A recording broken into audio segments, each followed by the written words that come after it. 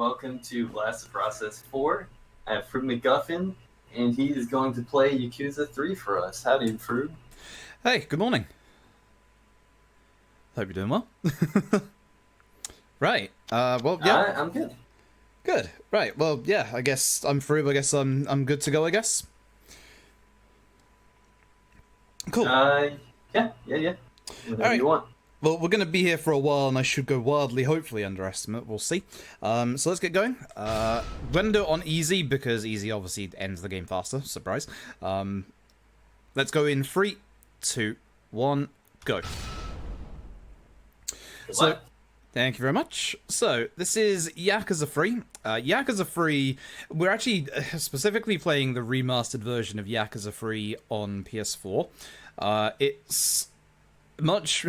It's much like the original Yakuza 3, but obviously remastered. It runs at a pretty smooth 60 FPS for pretty much like 99% of the game, I think. With like the oddest of drops. Runs at actual proper resolution instead of sub 540 or whatever it was originally. And essentially, this route has gone through a couple of different changes. It's a little scary. There's failed to mention this when I submitted it. There's a 33% chance this run is going to die a couple of hours in. Don't worry about it. I have a safety save this time. I said I had a safety save for the last time I submitted this to a marathon, and it turns out I didn't. So glad I checked. But we'll talk about that when we get a bit closer to that, because that's quite a while away. But essentially, as we're starting here, we get a little bit of a flash forward, and we also get a little bit of a flashback. Storyline-wise, it takes place after, obviously, the events of Yakuza 2. We are currently just after the events of Yakuza 2. We've come back to Kamurocho. We're going to say goodbye to our friends, because we're going to go and set up an orphanage over in Okinawa. That was one of the scenes a little earlier, where we were in the hospital, and Kiryu saw a picture of somebody, and that will come up again in about 2 chapters? Question mark? Something like that. But we're going to be heading through Kamurocho. We're going to be seeing our friend Dokomoto and Kazuki at Emoto's medical clinic after he ended up there during the events of Yakuza 2. And we're going to get into the usual. The random punks deciding to pick on Kiryu in the middle of the street, as you do. And this is obviously going to serve as our tutorial for the game.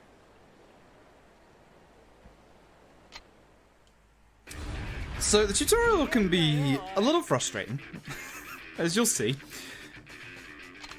So you have to do your... Come on, how do I miss all of them, man? Nice.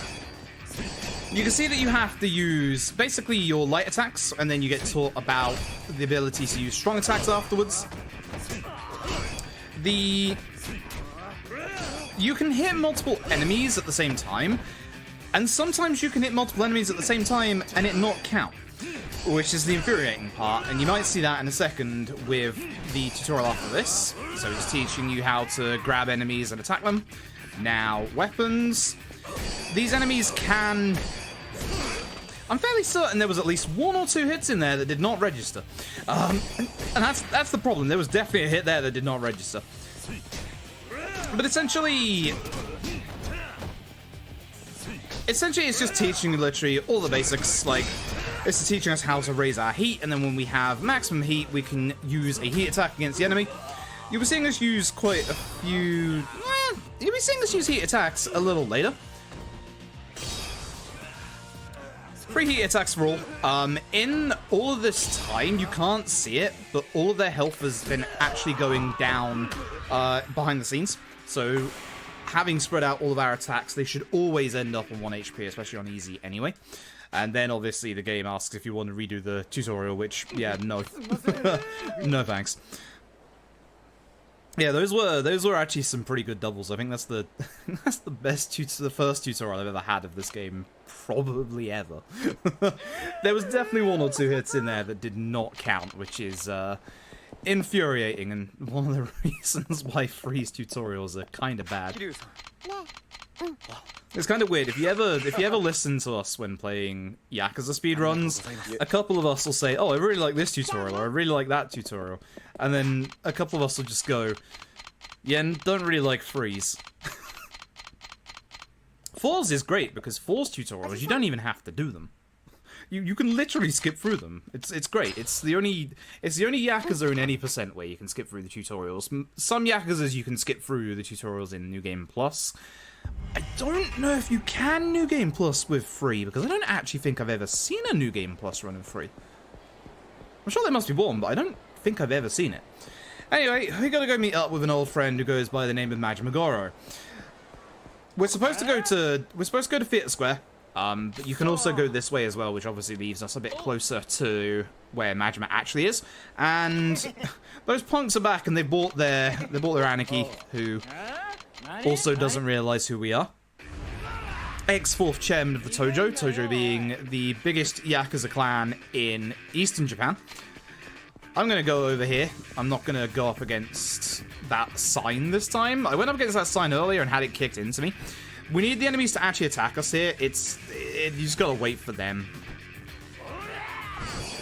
Take that. You want one of them, hopefully, to do a free-hit combo. They have a free-hit combo in their repertoire. Doesn't always come out, unfortunately. On SDA, huh? I never knew. So, we're just doing this. R1 is fighting stance, also lock on. X is your quick step. Your quick step is very massive in Yakuza 3. And then despite the fact that we did this, like, not 5 minutes ago, the game wants us to do strong attacks after we've done a normal attack.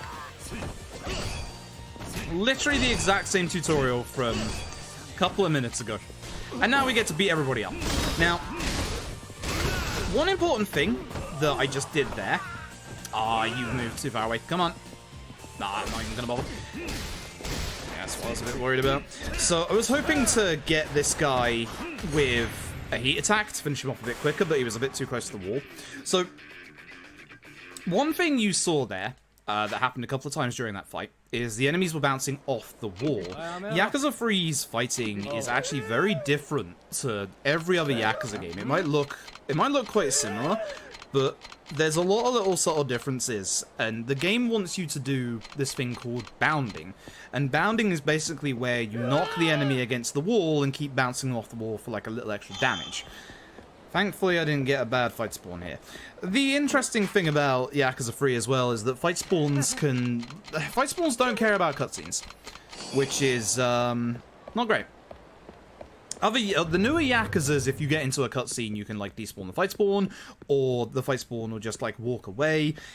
In the older engine games, specifically 3 and I think 4 as well, and possibly 5. I don't think 5 is this bad. The enemy spawns can spawn through the cutscenes, which is great. They can't get into a fight with you, obviously, but they don't do the same tactic of having them disappear. So if you go into a cutscene and the enemy spawn is there, it will still be there if you come out the other side, and yes, it will try and fight you. Here's Majima. It wouldn't be a Yakuza game if we didn't fight Majima. My Majima strats are bad. So Majima is one of the most annoying fights, because Majima loves to do this to get up. So you'll see that I'm doing a double light strong in an attempt to keep Majima... There we go. You'll see I'm doing a double strong light in an attempt to keep Majima kind of stun locked so I can do another combo against him. If I can get him into a corner so we can start bounding.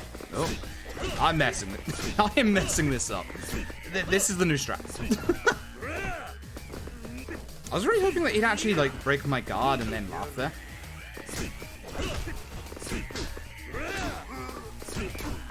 So I'm getting the wrong timing on my attack.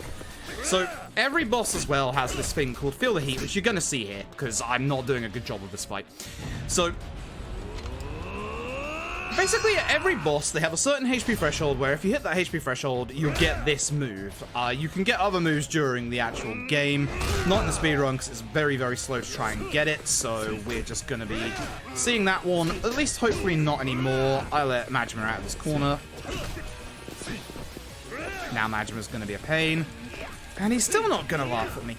So, there's a thing where if you grab him after he gets up, I think, like, after we, like, knock him down the first time, he breaks out of your guard and then starts laughing. It's like 4 free hits. It's a nice amount of hits. but I messed that fight up quite badly. My Majima fights are awful. Majima is probably... He's probably the hardest fight in this because of the fact that he has a wake-up attack. Actually, he has two different versions of his wake-up attack, which is really annoying. Usually you can stand just on the outside of one of them. I think maybe both of them, I can't remember. But if you stand just far out enough and do your double light strong, you can just about connect with him. But essentially, hopefully you'll see in this chapter what I'm supposed to do against bosses, because this next one is a lot easier to kind of keep in the corner. Also, our obligatory fight on top of the Millennium Tower. Majima fight and a fight on top of the Millennium Tower in the first chapter. That is the sign of a very good Yakuza game that doesn't make you spend time playing minigames. Yep. Remember all those times in the past where I've done runs for BTP and said, boy, I wish we could play those minigames. You're not going to hear that today. You're going to hear the exact opposite. So, this is a couple of... I think this is like a year or two down the line. Or maybe a couple of months. We're now in Okinawa. We are running an orphanage with 8 kids. And Haruka, basically Kiryu's technically adopted daughter, shall we say. It makes it easier that way. We are going to... We've basically... One of the kids has spotted... Or no, we spotted a couple of local Yakuza hanging around and giving us the stink eye. And we scared them off just by looking at them. So we're going to go over there and we're gonna go sort them out. They're trying to get back the land from us for reasons that will become apparent later on. But for now, we're going to go over here and find them hanging out up here. You might be wondering why I keep spinning the camera down. If you've ever seen a Grand Theft Auto speedrun from the PS2 era, where they spin the camera around to get rid of traffic, you know, that's twice you've done that to me today, Rikia. That is actually twice. See, my quick step made me go too far around. Oh, I am having bad fights today. Alright, that's enough out of you, Rikia. There we go. Right, now I'll keep him down. You want to grab him and take him over to these signs. Now I'm just gonna... Oh, okay. Now I'm just gonna punch him over there. Or not. I'm playing terribly tonight. I do apologise. I had a bit of a stressful night, unfortunately. Oh, I could have got the full combo off. But this is essentially what you want to do. Without missing a hit here.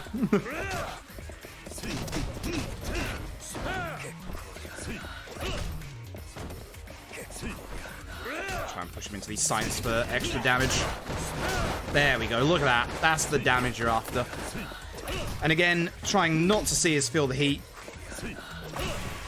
Kind of a rough Rikia fight. The ending was decent, but I should have... The thing that I should have done was grabbed him right at the start, and then dragged him into that corner with the signs, threw him down, and then done one of those full combos, because if you can get a full combo off, that's how you connect with the signs. Thanks to Tapioca for telling me that the other day. And then that's how you do all of those... That's how you do all the damage. But essentially you can see that we're bounding the enemies in the corner to bounce them off the walls to do a little bit of extra damage. One of the other aspects of Yakuza 3's combat that I didn't touch upon originally is, unlike other Yakuza games where, let's say you're holding, say, like a two-handed weapon like a bike, and you swing it around, and you can connect with the enemy when they're on the floor. You can't in Yakuza 3. You have to wait for them to be basically stood up again, which is another reason why bounding the enemies off the wall is super important. And another reason why we don't particularly use too many two-handed weapons, unlike most Yakuza games. There are a couple of opportunities where we can, but there's not that many. Essentially, for the most part, you'll basically see us basically just doing that combo. 2 light into, hopefully, if done properly, a full 4 light into strong, or double strong, coming up in a bit. Or as you'll see in the second half of the run, something completely different. Well, actually, you'll start seeing it as of chapter 4.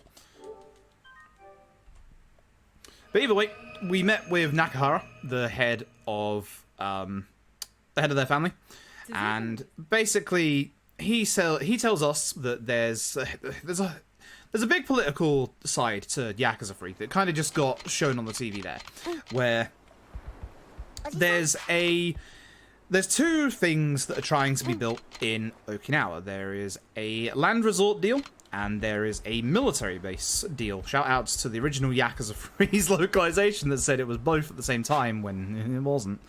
Hence why the remaster is amazing, because the remaster of this relocalized this completely. Added all, like, the 40-odd sub-stories that were removed initially. Added back in the mini-games that were taken out in the original Western release, such as Mahjong and Shogi. And it just makes for a much better game. And especially with, obviously, all the actual, like, improvements, like the frame rate, and everything just feels smooth. It doesn't feel like you ever drop combos, which is nice. Like, if I complain about dropping a combo, it's my fault. I can't blame the game, because it's not the game's fault. So, essentially, they are trying to get the deed to our land because they want to build either the military base or the resort here. We obviously beat up Rikia, go and meet Nakahara. He realizes, you know, we're kind of, you know, we're building up an orphanage. Like, we've got some kids we're looking after, and he has kind of a slight change of heart, but he still needs us to, for now, give over the land, the rights to the land, which we don't want to do. So, in Chapter 3 is one of 3 chapters that go very much into the character-driven side of things. The start of 3 is actually a very, very slow start compared to most Yakuza games. Right now, we're basically going through Shiro's character arc, where he's getting bullied at school. That's not on. So, he's telling us about his bully Yoshinori. We phoned the teacher Hashimoto, who basically didn't want to deal with us because, you know, we're just raising a bunch of hooligans, blah, blah, blah. You know, it's an orphanage. Like, it's not that bad. So, we're going to leave, and we're going to see one of our neighbors, Mihara. Mihara, even. And he's going to tell us about a local congressman who spends all of his time on the golf course. I believe he's on the school board of directors, question mark? I might be wrong on that one. Either way, I think you can tell where this is going. And you can tell exactly where this is going. We're going to the golf course station. So as I alluded to a little while ago, when I said we wish that there were minigames as part of the Yakuza speedruns, allow me to clarify and say this word specifically, karaoke. So here is the lovely man we are here to see. I think this is... I've forgotten his name. I remembered it earlier and I've forgotten his name. That's good wind. So, golf is completely random. It's the same course. We basically have to do a free hole course. Doesn't matter if we win or lose. We just have to get it in the hole as quick as possible without trying to hole in one, ironically enough. So, wind like this is nice. It's Akasaka, that's the guy. So, I'm going to do something dumb, because I don't do golf very well. It's amazing that I managed to get the requirements for Minigame Master for this, like, the first time around. I'll take that. You can mulligan every shot, there's no point. Or there is a point if you get stuck behind a tree, of course there's a point. So, Akasaka's AI always acts the same way each time. He's going to par the first course. That's too much. Golf in this game is, terrifying. Very terrifying. You can very easily just chip the ball over the hole if you, like, do accidentally a little bit too much. That's still a birdie somehow. His AI will always sink it into here. What's the wind like? That's alright. I'll take that. Actually, I don't need to put that much backspin on it. Where's the hole? I'm lost. I'm blind. There it is.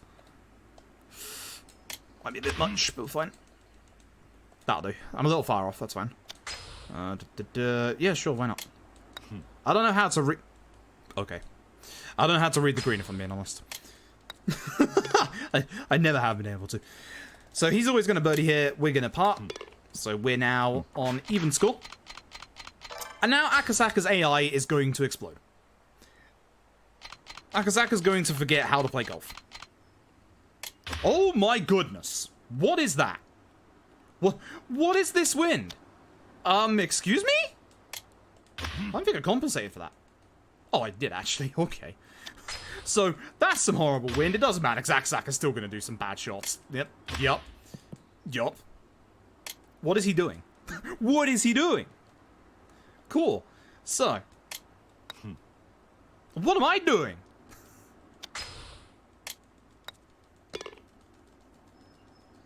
I can't believe I got this close to the hole with that win, to be honest. I'm satisfied with that. So, again, it doesn't matter that we won, but we won. Funnily enough, if you tie, Akasaka acts like you actually lose. He starts celebrating, even though, you know, it's supposed to be a tie, you know. Nobody won. But either way, we make friends with him, and basically, he wants to come over to the orphanage, meet all of the wonderful kids.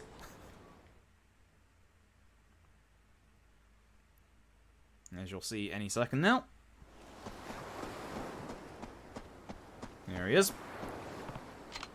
Such as Taichi in the house. I love Taichi. And Koji, who aren't even greeting our guest. Bad manners. Here's Eri and Izumi.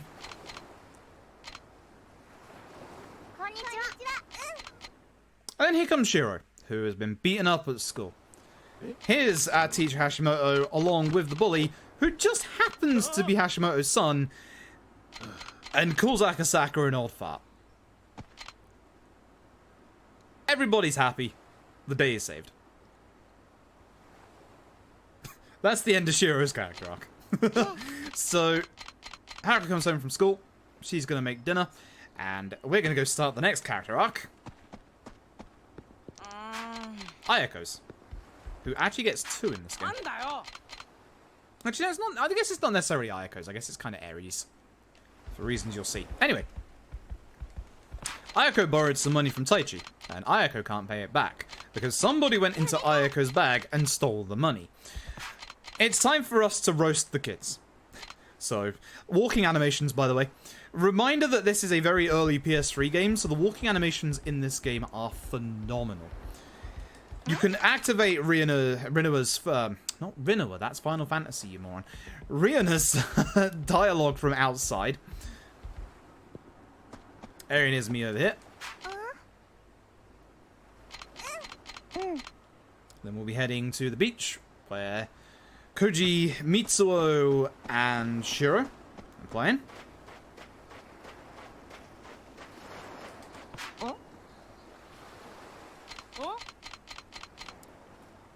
Taichi is no longer in the house.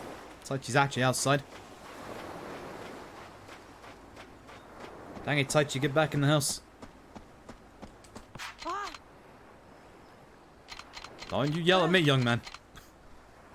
So he's upset that his money's gone. And then finally we're going to go grab Haruka from the house.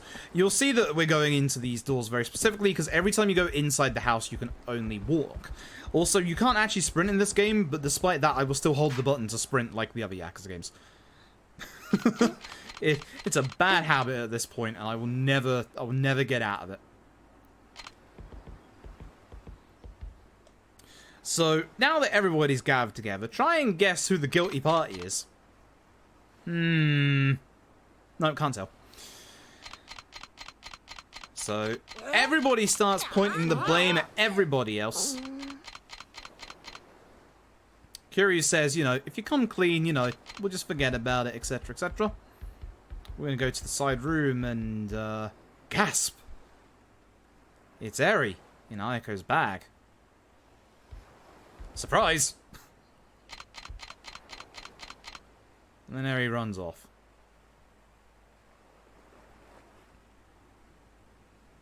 Also, sorry if you can hear my fan. It is exceptionally hot in here at 9 AM. So, Ayako's going to check her bag, and the money is back. Eri is the one who took the money. So we're now going to go to the beach. Gonna have a nice heart-to-heart with her and Ayako, and then everyone's gonna make up.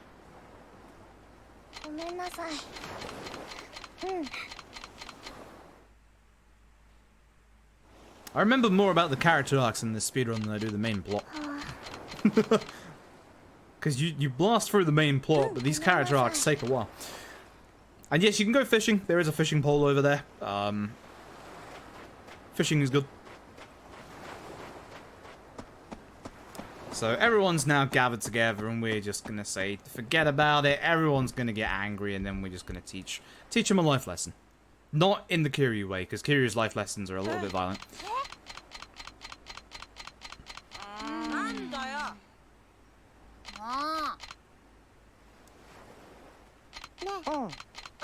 There you go. Everybody makes up.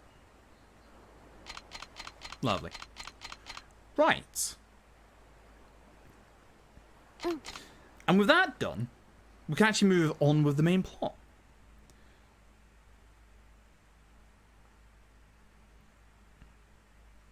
So we're going to head into the kitchen to help Haruka with food, and Taichi's going to come by and say he's seen one of those Yakuza hanging around. So we're going to go and see if we can find out who that Yakuza is. He was spotted supposedly over at the beach, so off we go again. Don't you slander Mahjong. Mahjong is good. Fishing is also good. Everything is good. Not golf. Everything else is good. So it was Rikia. Rikia has come over. There's been a little bit of a commotion. Nakahara's adopted daughter, Saki, has gone missing. And we asked the obvious question of, wouldn't she just phone if she's in trouble? Well, the problem is, Saki is mute. So Saki can't actually speak.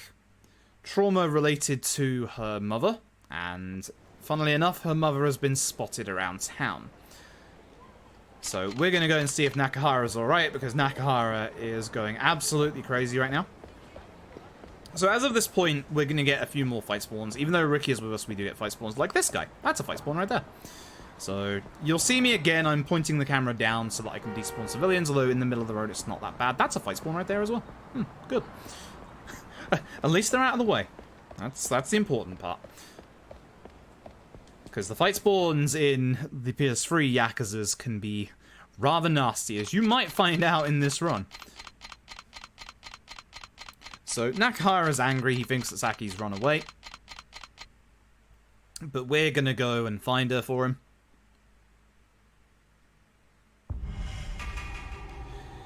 And the last place, or at least the place that her mother was seen, was Hatsumachi, which is the north part of town.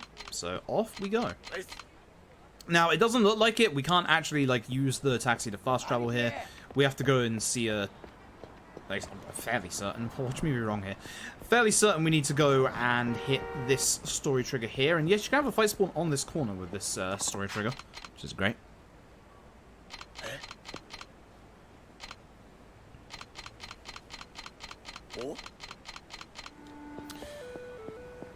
So, lovely old lady starts flirting with Rikia, because why not? And then we're going to head up to the north part of town. Again, I'm keeping an eye. There's a fight spawn on the right. Now, unlike the other Yakuza games, where if you see one fight spawn, you can kind of guarantee that there isn't one around. That's not the case with the older Yakuza games. There's one in the middle of the street there. We also have to be very careful when walking around the street here. Not when we're with Rikia, but after this chapter, we will have to be careful. But these guys, the Tamashiro family, they're the other big kind of Yakuza family in the area. They've been causing a lot of trouble for... the old Ryudo family. It's unfortunate. Knocking him into that sign is pretty decent. I'm basically trying to take care of enemies when they're hopefully all together. Excuse you. Wow, you are aggressive all of a sudden. I wonder if you aggroed. That was bad. Shouldn't have got hit there. Oh well. But essentially, we're going to find out that they know where Saki is. Saki is with Tamashiro himself, along with her mother, because her mother and Tamashiro are going out. So we're going to head over to their offices, which are right here. And outside of the place, we're going to find Saki's notebook. Or a sketchbook. She draws. So we tell Rikia to go and get some reinforcements, because of course we're going to waltz in there ourselves. However, speaking of another long-term Yakuza character, here's Kamiyama. Good old Kamiyama here. He is your weapon store expert. Note to self, don't forget to open the weapon store in Chapter 5, you idiot. Otherwise this runs over. So Kamiyama's going to take us to his weapon shop, which is that. It's a van. And inside, as you will see, that's a lot of illegal weaponry. Now the nice thing is Kamiyama gives us a free weapon, which is an extendable staff, which is one of the worst weapons in the game. Thanks, Kamiyama. But in the speedrun, we're actually going to find a place to use it. Not here. But instead, we're going to start our next big set piece, the Tamashiro family office. So we got to make our way up to go and have a nice conversation with old Tamashiro. I want to get rid of the guy with the brass knuckles because I don't trust enemies with brass knuckles in the Yakuza series. Wish he hadn't fallen on the floor, but he did. Trying to push him to the right, but it's not going to work. Or the left even, but it's not going to work. Hit the locker. There we go. So, break all barricades. You know the drill. With your fists. Straight through. And now for the most part, we're going to just skip all of the enemies and just break through all of these like lockers that are everywhere. All of these lockers, when broken, give us a healing item. I'm going to try and avoid healing items. We need inventory space later on. So it's obviously just a little quicker for every healing item we don't grab. Hello, I'm going the wrong way. Now, the unfortunate thing is Kiryu can actually lock onto enemies when he's trying to swing at the lockers. Very rare here, but in other places, cough later on, cough. Yep. So this guy's trying to drag us into the room. If you fail this QTE, you get taken into the room and you have to do an extra fight. Obviously, we don't want to do that. And as we carry on again... grab the sword. It's not very nice. And off we go. It's nice that you can literally, like, skip most of the enemies in this part. We're going to skip all of them, and then we're going to go into this room here. This is the last room of the set piece. Start hopefully with this guy and push him into everybody else. And you. So you might see me grab a chair here. I probably won't. I probably won't, he says, grabbing a chair.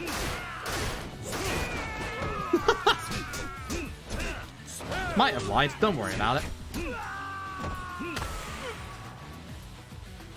And with that, we can go into Tamashiro's office, and as you could probably guess, fight Tamashiro. So, we're going to start by getting a couple of upgrades, our first upgrades of the run. We're going to get 3 things in tech. We don't necessarily need these now. 2 of these are helpful techniques if we get knocked down to the ground, which can happen in this fight. Tamashiro has 2 forms. We don't want to see form 2. I don't know why I let him get up there, but it's fine. Wow, imagine me actually getting the timing on that right. Unbelievable. An actual miracle for once, because I have not been doing this well over the last couple of days. So I really don't want to push him out of the corner, because the corner is... that corner is the best place to kind of keep him. We also don't want him to get up. So you'll see me a couple of times like there, do a single light into strong to make sure that he stays down. So he's at his HP threshold, where he'll go into second phase, which is that. I basically have to keep him down at this point. I've made a mistake. Made this mistake earlier as well. It's not good.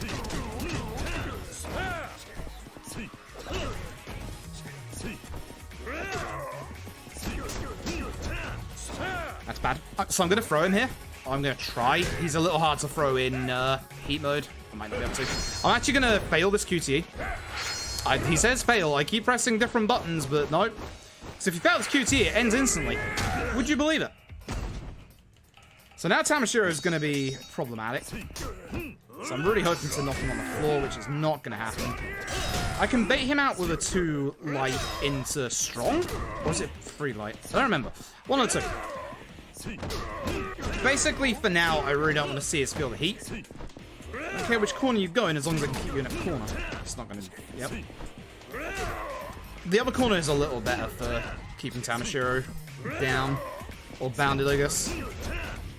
Bad timing on my part. Not trying to say I'm choking the run, but I am choking the run. You can kind of see that he's not bounding against this wall. That's the reason why this corner is not as effective. And because he's not bounding, I'm not getting the extra damage, and he's getting up. It's a little better. I should have just tried to push him against that earlier.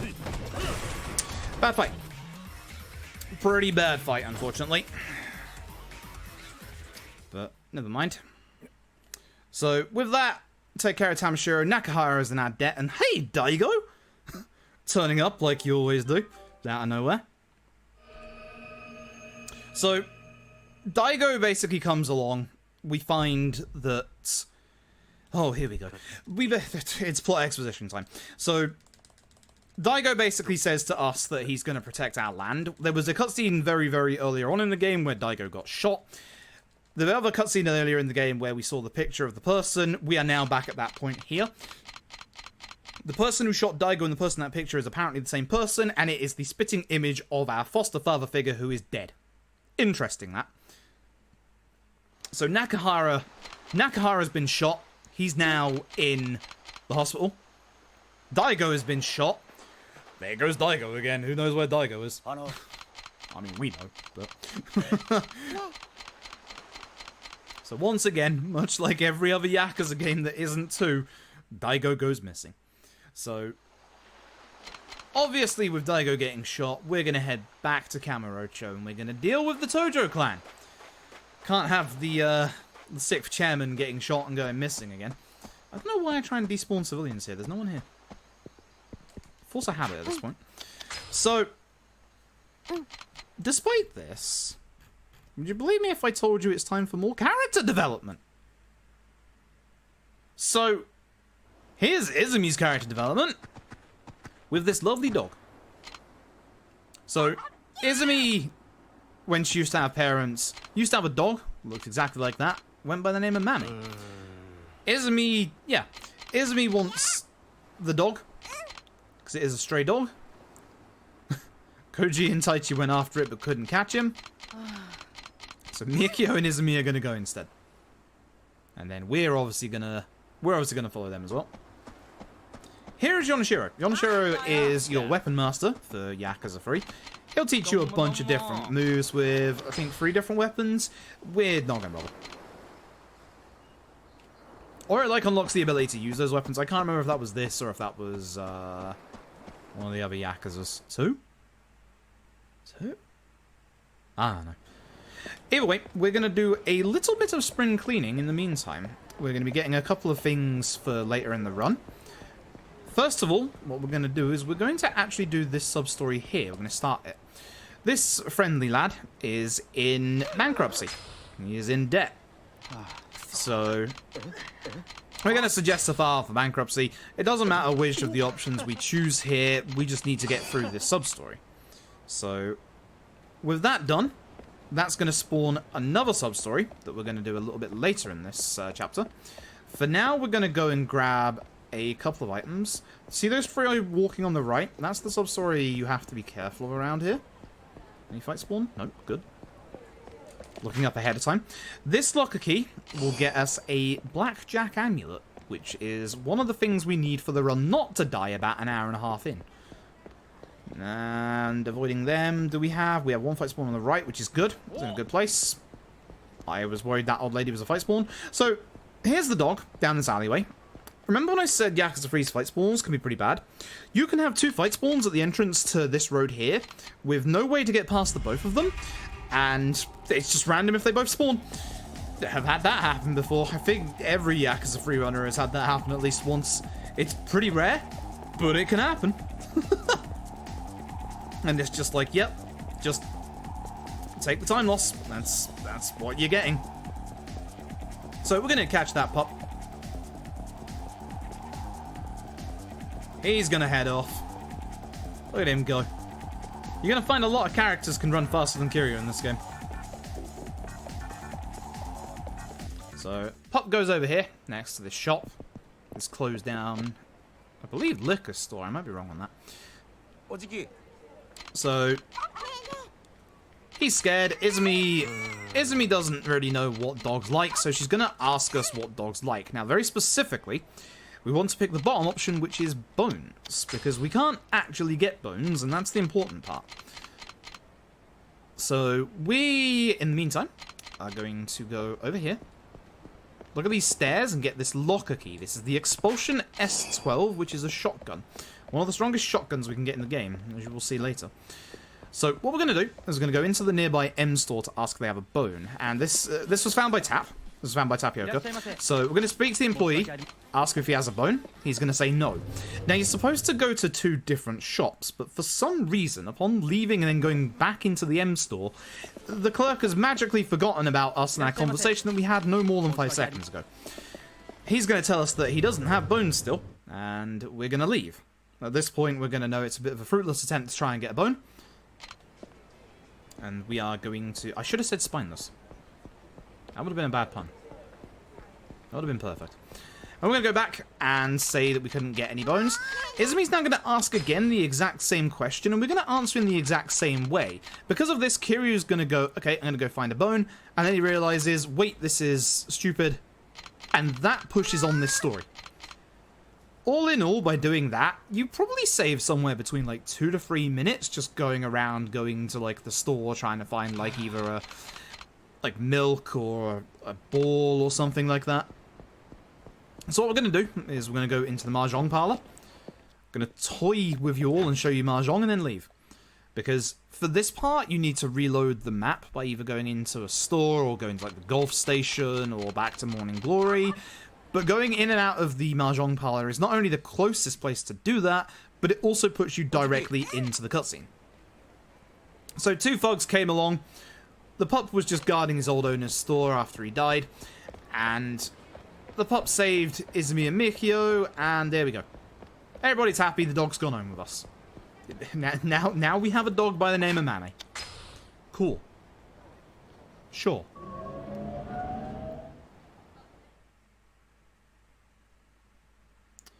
And with that, we're going to go back to Morning Glory.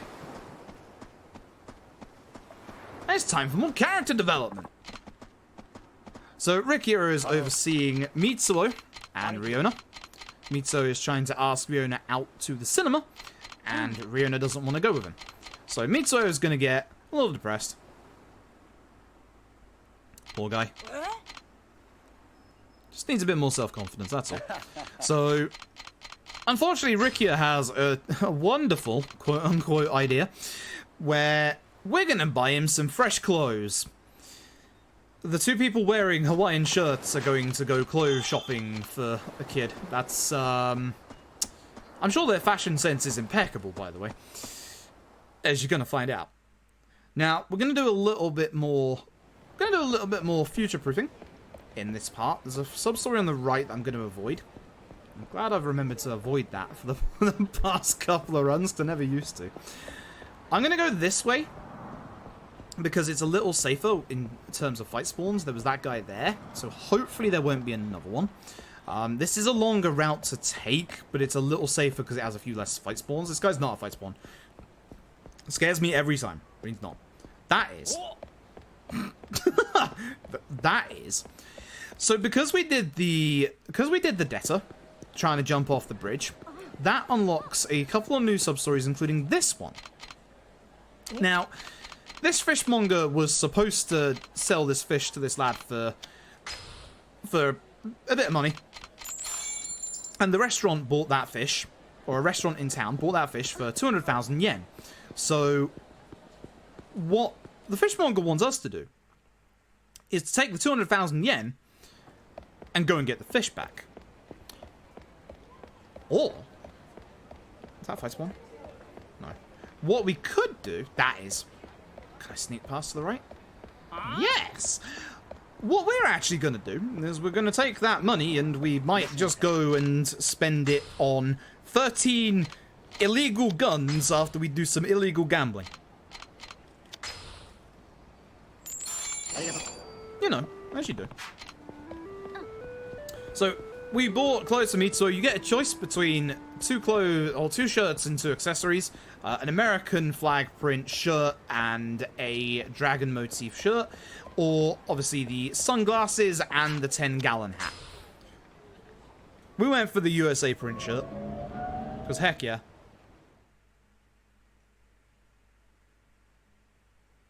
As you'll see in a second. Mitsuo is going to object a little bit to being made to put on these clothes, which is not surprising.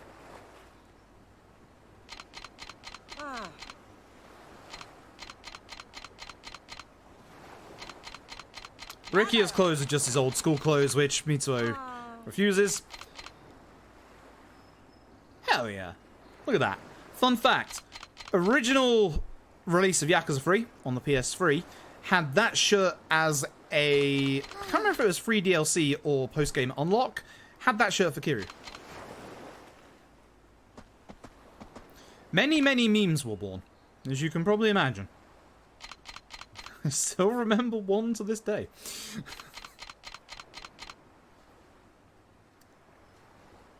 So with that, we're going to leave. Because I have to actually leave here. Riena's going to call us back to the kitchen to help her with dinner.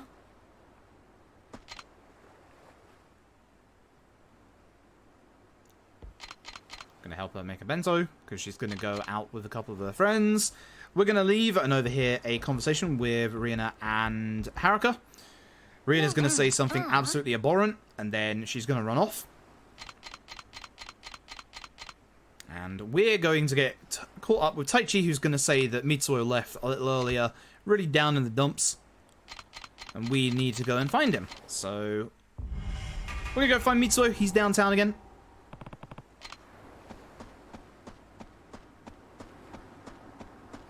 So over we go. Back to Okinawa.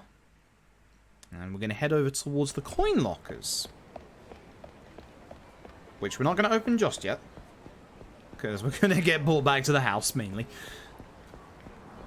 Again, just making sure there's no fight spawns or civilian spawns. Excuse me, my right of way. Excuse me, my right of way. Thank you. Jeez, cars these days. So, Mitsuo is here. So is Riena.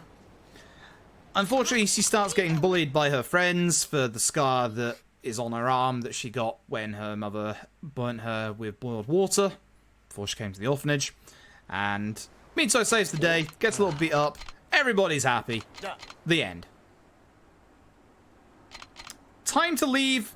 We send Ricky to pack his bags because we're just going to go to Kamurocho without him. So let's go to Kamurocho. Yeah, about that. Koji-san. Remember golf? Don't you all miss golf? Or would you rather play some baseball? Yep, it's time to go play baseball now. So, Koji's gonna run off to the beach along with everybody else, and you'll see there is a kid we haven't seen before. His name is Akira. He was watching us play on the beach, and thankfully Koji and Taichi are two actually good lads, and they invite him to play with them. Unfortunately, we're going to run in, and we're also going to play with them. We're going to be the batter. So, just take a look at Taichi's face in this next cutscene, because I don't know what you're doing, Taichi, but you need to stop this face. Gosh darn it, Taichi, what are you doing? So, baseball. Once again, as found by Tap, there's actually a quick way and a slow way to do this. What we want to do is very specifically aim at the ground, and then we want to very specifically hit the ball either late or early. See how quickly that cutscene went? If we hit this ball perfectly, it will basically be a home run, and that cutscene will be somewhere between like 5 to like 7 seconds long. And there are 10 balls, so imagine messing up that many times and how much time that actually adds. So, and you might be thinking to yourself, Froob, why don't you just let the ball go by and strike out? Don't count. And unfortunately, unlike the other Yakuza games where we can quit out in the middle of a minigame, we can't with golf or baseball. Excuse me, that was a little high, Mitsuo. So when you get down to 5 balls left, there's Mame. Mame comes in. Mame gets focused on, like, one of the kids. And then just follows them for a while. If you get a home run, he goes after the ball as well.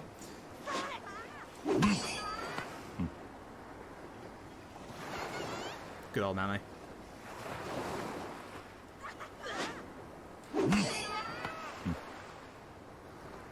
No other game has mandatory baseball in it. That's right. Fist of the North Star. The best Yakuza game.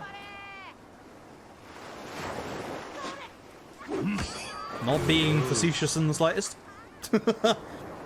Definitely not. I've definitely not made my feelings on Fist of the North Star clear in the past.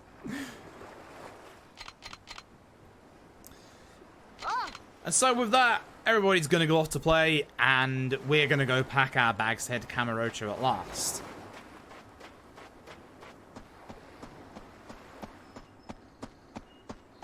Except problem, Akira has collapsed. Akira is not the athletic type, but oh hey, the teacher's back. Hi Hashimoto. So Akira's mom wants Koji expelled, I believe, for pushing Akira through this, but Akira had fun. And it turns out that Akira is actually being bullied at school by the exact same kid who's bullying Shiro, which is Hashimoto's son. Bye-bye. So Akira's mum chases off Hashimoto, everybody's happy, the end. Actually, the end this time. It's time to go to Kamurocho. Except we gotta go shopping first with Haruka. Now, we want to stick close to the wall here on the left-hand side. There's a sub-story that spawns on the beach that was not in the original Western version of Yakuza 3. It is a continuation of a sub-story that started in Yakuza 1, then carried on to Yakuza 2. We need to go to the food court with Haruka. I am again going to go to the right for hopefully less fight spawn chances. Again, quicker to go in there, but I don't like going in there because those fight spawns are quite nasty in there. You could just have no fight spawns in there. Like it's completely up to the game whether it spawns them or not. But again, I just like playing it safe. I'd say that it's just marathon strats and me wanting to be safe for the marathon, but honestly I do this in PB as well. It's why I've got a bad time. So Haruka's going to tell us to go and have a look around while she does her shopping. We're going to run forward and back. Look, that's not far enough apparently. And back. And she's already done shopping. That's pretty efficient. Now, am I going to go towards the taxi this time, or am I going to be an idiot and leave via the front door? Turns out I'm going to go via the taxi because I actually remembered instead of going the wrong way this time. Good. It's a little faster and also safer to go to the taxi. You can have a fight spawn here. Be careful. There is not. Thank goodness. Hello. And with this, we're finally going to go to Kamurocho. Haruka has bought our plane ticket for us, which means we don't have to spend 30,000 yen. And it is time to go to Kamurocho. But wait! Hi! Oh, This cheerful gentleman goes by the name of Mac. This is Mac's first appearance in a Yakuza game, and Mac is actually the teacher of Revelations. Revelations were first introduced in Yakuza 3, and here is your very first revelation that you ever see. In Yakuza 4 and 5 you can skip the initial revelation, but not in Yakuza 3, so... Mac is a photographer, he is looking for the perfect shot, and here we go.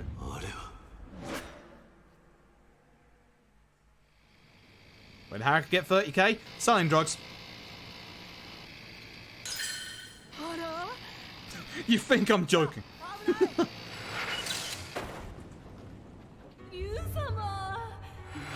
Just wait.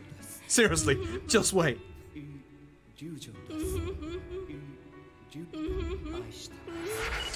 Illusion. Illusion. Get it? Correct option is always the top option for the first one. So with this revelation fully complete, and yes, you have to complete the revelation. If you fail it, Mac will make you do it again. Kiryu's gonna learn a new move that you'll never see at all during this run.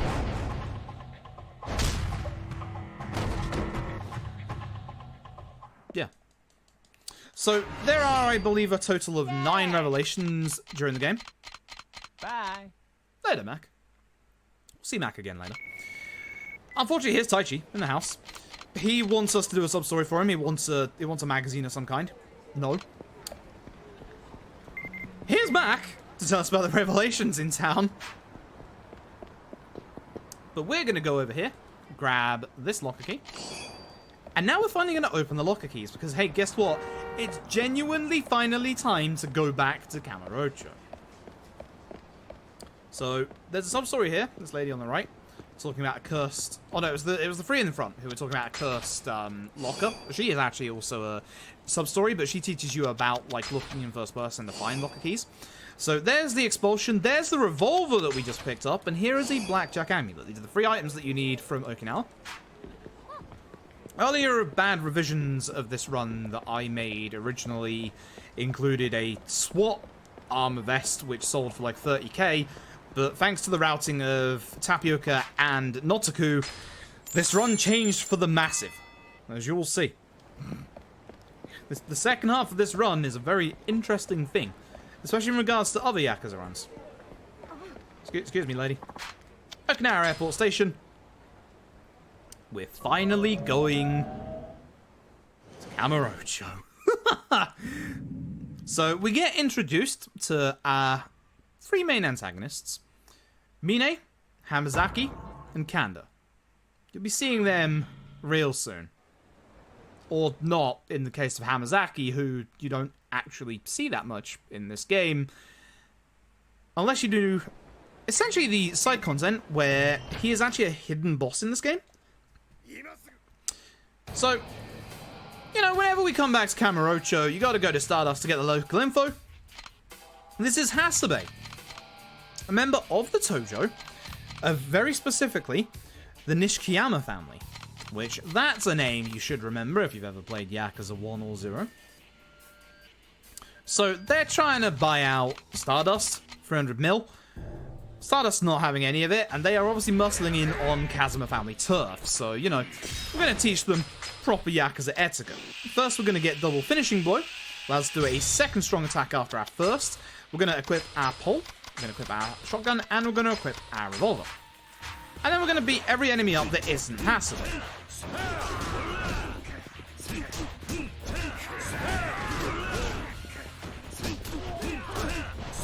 Doesn't matter if we hit Hasabe a little bit, we want to take care of all the ads first. That's too slow. They're all on the ground. Bother. Oh, I should have just started punching them. So I hit Hasabe a little bit if I can. No. No. So the ads in this fight can be a little annoying. So once we get Hasabe alone, we're just going to get out the revolver and we're just going to shoot him. Hopefully not into a corner. Nice. Good Hasabe fight. So Hasabe is an annoying boss. He has 2 forms, much like Tamashiro. Actually, he has 3. Not gonna lie, he has 3. Essentially, he starts off normal, as you saw there. Then he gets out a sword, and then he loses the sword. But as soon as he gets the sword, he becomes much harder to knock down. So essentially, it's a little easier to just shoot the poor guy.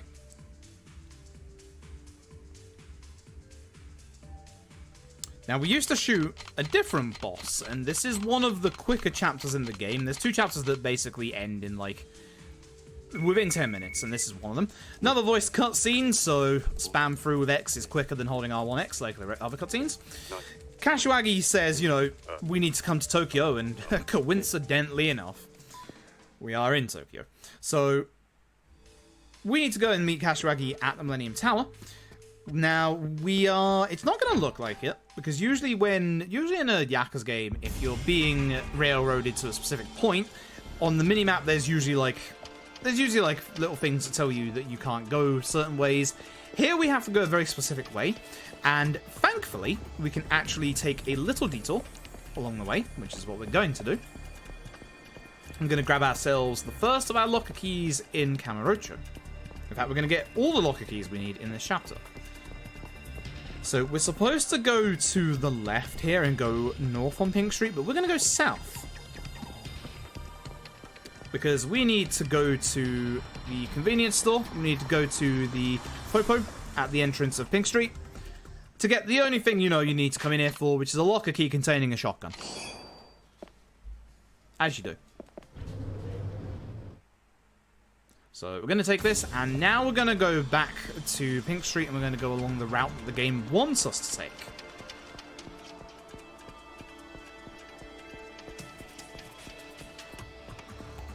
So we have to take a left here. There are no fight spawns in this part, thankfully. Or if there are, I've literally never seen them, but I'm very certain there can't be. And we're going to go into this little alleyway here and meet an interesting gentleman. Let's go. These are the men in black. This lovely gentleman who just got the drop on me and is now going to be very, very annoying, so I'm just going to kick him instead into this corner. Oh, you actually did that. Should have guarded instead and then dodged at the end. You could not do this to me again. Mysterious foreigner A, I would appreciate it. I don't like that my fight is going horribly. Thank you. I wanted to grab him and take him to that corner so that we're away from the ads, because this happens. So, Mysterious Foreigner A is actually a very aggressive boss, even on easy. And unfortunately, as you saw, one of the ads behind us actually just grabbed one of the bins. So I'm going to try and not hit him. For some reason, I locked onto him instead. Oh, this fight's going real bad again. This happened earlier. You know, maybe I should have just fought a Hatsune. I used to shoot this lovely gentleman here. Really, why is it focusing on that guy? Kiryu, please. Oh, that's unfortunate. So if you run away from your Mysterious Foreigner A, he will actually try and chase you and hit you with like a running attack. So if I do this, yeah, I should be able to get a nice easy hit. You know... Oh, he broke. This is going very badly. Like, very, very badly. I'm probably going to get the see the heat. Or the feel the heat. Okay, cool. I'll hit you instead. Get out of here. Yeah, sure. I might die. I don't want to. But yeah, I might, you know, just for fun. Not for fun. Not for fun at all. I'm glad I have these healing items that I accidentally picked up earlier. Boy, my Anderson fights are terrible. Please stop. Right, get up. Kiryu, why are you aiming at that guy over there? I'm not even holding lock on. I'm bad at this fight. Would you be surprised? I need to heavily practice this fight. One of my problems is I didn't grab him at the very start of the fight. Seriously, Kiryu. Okay, that's him gone. I also probably should have just, you know, grabbed the bike and used one of those instead. Or taken care of the ads when everything was going horribly wrong. I had many options available to me that I did not take. Either way, so ends the Men in Black for now. And we're going to head out and we're going to see another man clad in black that we believe is part of their organization. But, actually, doesn't he look a little familiar?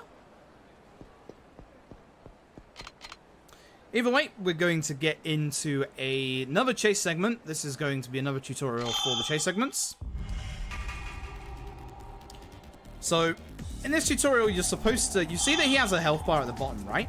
We're going to be running along. I'm going to go this way first because he cannot be taken out until the end of the tutorial. So, like, trying to get ahead of him, he actually goes faster, as you can see. So we're going to get him down to 1 HP. Avoiding as many civilians as we can so we don't stagger on them.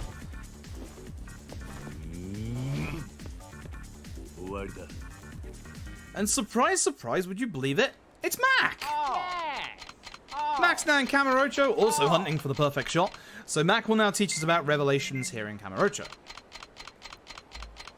And then jokes about going to watch hentai. Bye, Mac.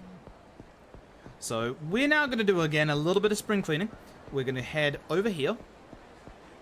We're going to get an email from from Kamiyama saying that his weapon shop or his weapon place in Kamurocho is open.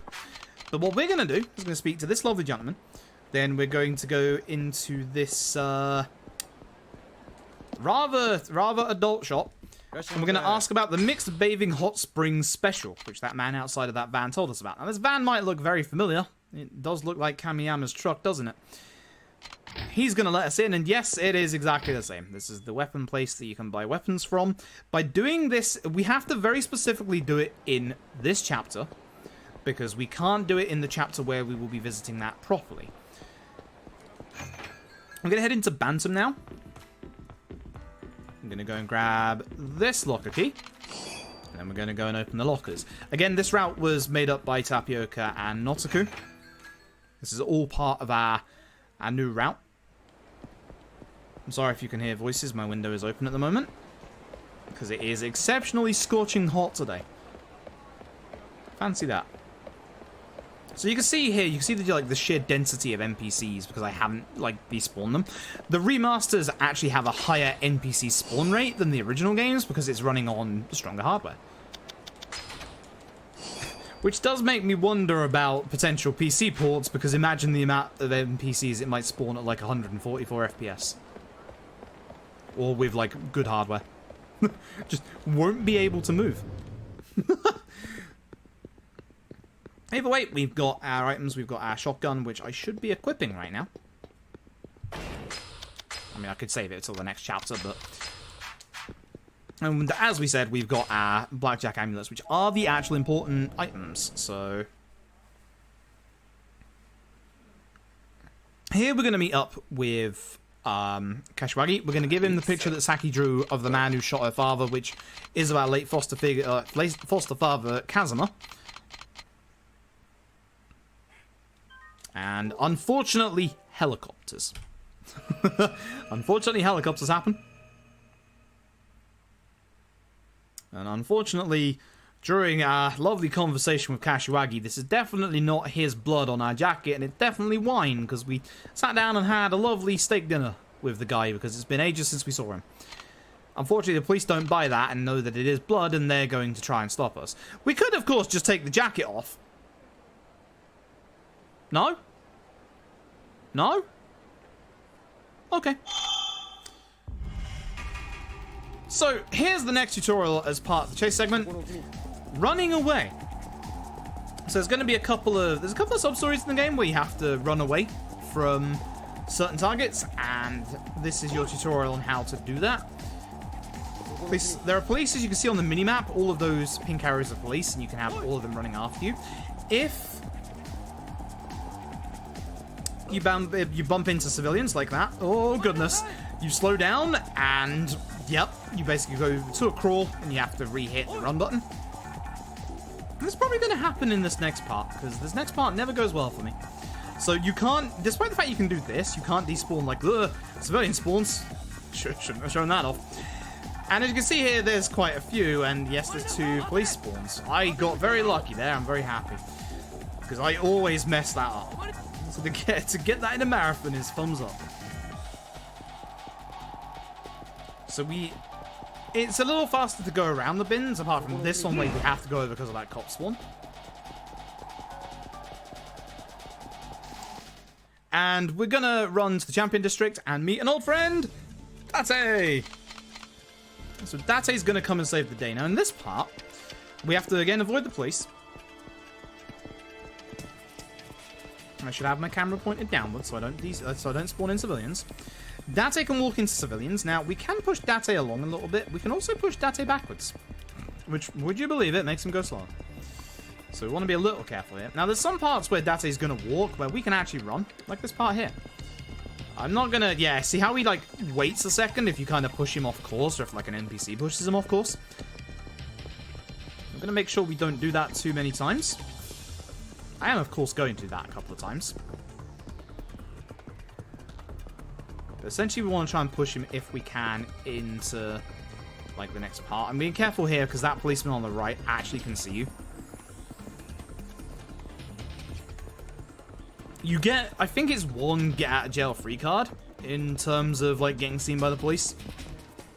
Date will cover for you, like, once, I think. I think he only does it once. He might do it, like, a couple more times. I don't remember. So, policeman on the right, so just slow walk kind of away from him. As long as we're walking, we can get past. Come on, Date. Yep. So this is the nasty intersection because he can actually slow down a lot here.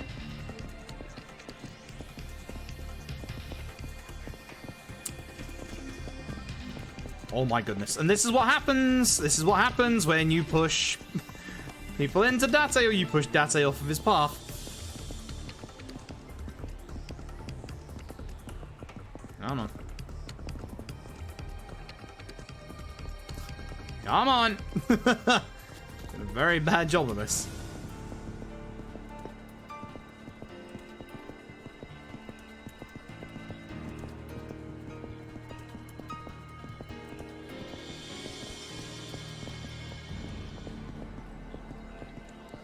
There is a policeman there. We do have to be a little careful. And with that, we're now back at his so-called hideout, which, I mean, we already know the place. It's Serena. But you have to follow Date there. You can't move too far away from him. And then we get introduced to all three of the major players. Here is Kanda. Kanda of the Nishikiyama family, taken over after, Cough Shindo Cough. He's a nasty piece of work. Say hello to Mine. He is going to be our main antagonist of the game, but he's not going to turn up for probably another half hour or so, I think. He came into the Yakuza under Kanda. So Kanda is his Anarchy. Now here is Hamazaki, a real piece of work. See you in Yakuza 4. That's Hamazaki in a nutshell. He is working with a so-called other mafia, which will actually come into play in this game, but you won't be seeing Hamazaki again. But you will be seeing Mine, and you will be seeing Kanda. You'll be seeing Kanda very, very soon. We now have access to a hideout. Hideout, you can obviously save your game, heal up, blah, blah, blah. And with this, we're going to find Kanda. Now, unfortunately, Ricky noticed that we left without him, and he is now in Kamurocho. And he's never been in a big city before, and he's lost. So he's going to give us some cryptic clues. There are two options here that are the quick options. We're going to get a text from him there. Those two on the left there are Revelation. First one, you want Taihai Boulevard, because Taihai Boulevard is directly ahead of us, and you can see how many NPCs are spawning. Well, Taichi's going to call us and ask for another magazine. No, Taichi. Stop that. Look at how many civilians have spawned. It's the power of the remasters for you. It's the one area where it's a little easier to run the original versions because there's just not as many civilians. So Ricky is going to give us another text. Found a convenience store. There are 4 convenience stores in town. The right actual answer is the Shishifuku store. So both of the bottom options are the correct options. Fight spawn. One of the larger lad varieties, so if he did run after us, we could probably outpace him.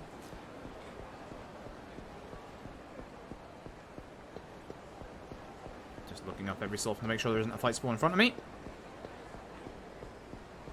Yeah, 5's civilian spawn rate is quite nasty, especially with how 5 does its fight spawns.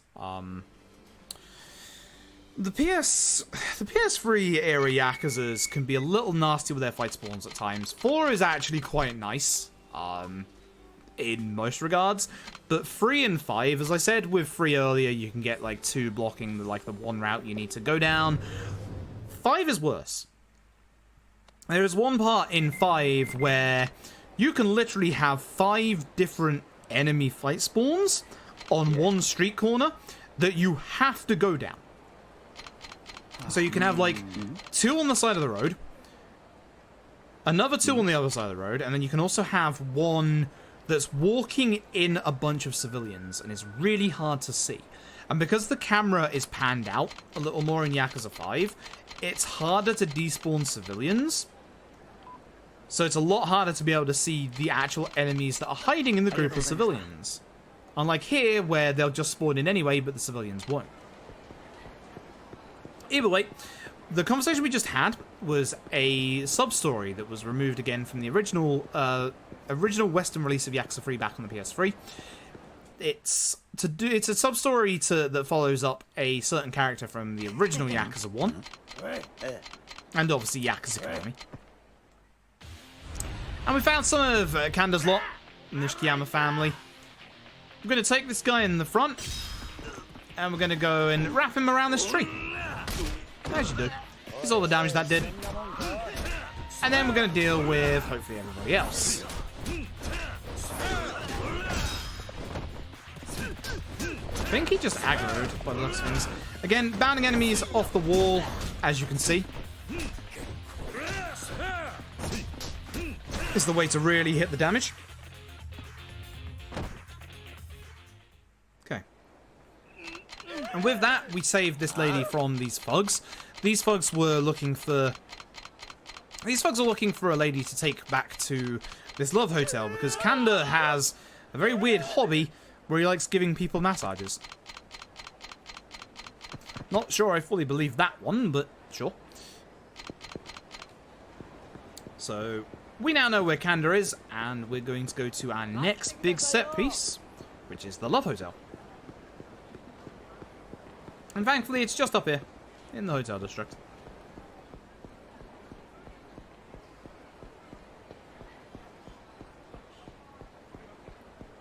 Rikia is gonna spin on the spot in this cutscene.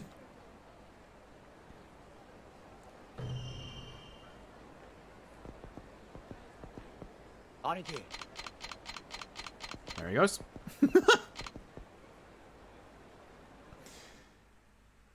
Right, and so with this...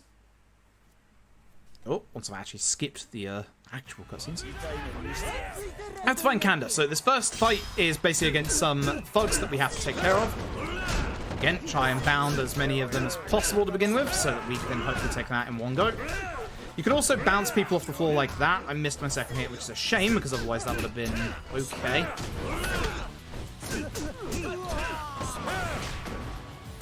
It's okay. It's not bad. It's not great. So, with that, Ricky is going to search the bottom floors. We're going to go up, and we are never, ever, ever going to go to floor 5. Instead, we're going to go and start on floor 6. And we're going to go to room 603. Which should be this one. I always get worried about this one, because this is the one I don't want to mess up. Either way, Kanda is always in the same room, so you don't have to worry about it like being random. Gonna build our heat back up, get out our stuff that Kamiyama gave us, and get rid of the guy with the sofa. Perfect. With this, we're gonna go back down to floor 4. We're gonna go to 406. So the very end of this hallway. Go on the right. Some of these doors hold nothing, some of these doors also hold actual fights. So be careful. Get out our staff. Now, thankfully, I didn't waste all of my healing items against the mysterious foreigner, so I can use my Style Down X and get my heat back, and whoop! Our staff away, and up we go. Now we're going to go to floor 7. The final floor that we need to go to. I'm going to go to 704. Which is this door right here.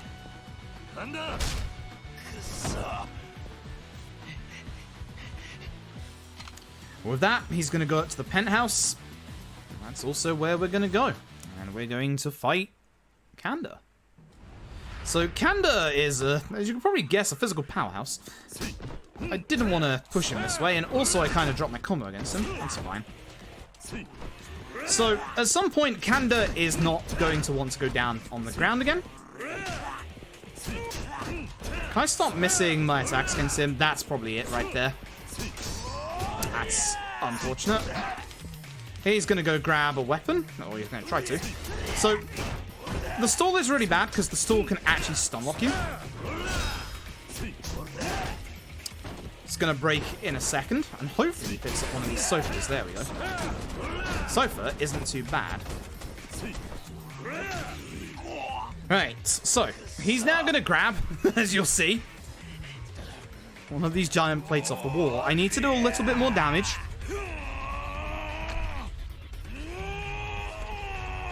Please tell me I actually equipped the shotgun. I have the suspicion that I might not have. So I'm going to check once I've done a full combo on him. So, look, wherever he is. So, one of the moves we picked up earlier actually gets us up, straight away when we get knocked down. So when you see that, like, blinding bit of light, that allows us to get back up straight away. I don't think I'm going to be able to do this the quick way, because I've messed up doing that twice now. Yeah. So I'm going to get out my broken M1985. That's bad. He's going to... Yeah, go to next phase. Okay, I didn't miss a shot at least, but he's going to get the second one now. You can actually do this fight whilst skipping the second one. The important thing is at least skipping his Feel the Heat. His Feel the Heat, I think, is the longest one in the game, because there's like a unique cutscene attached to it. I just want to put that away, but alright.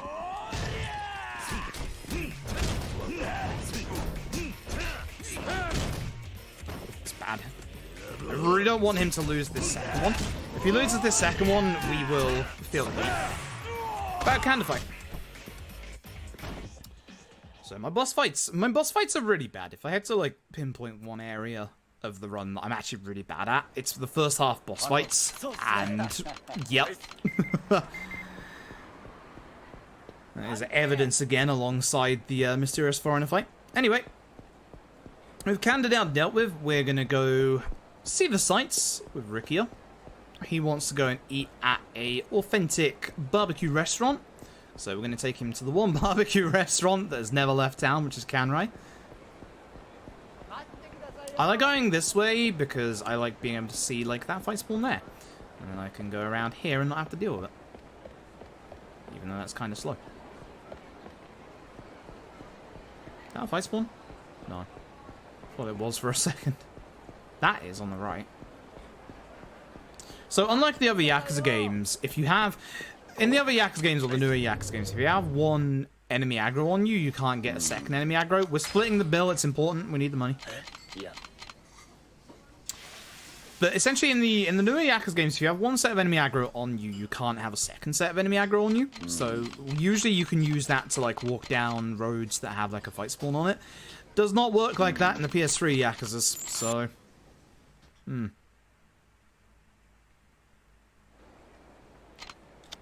We're gonna go our separate ways.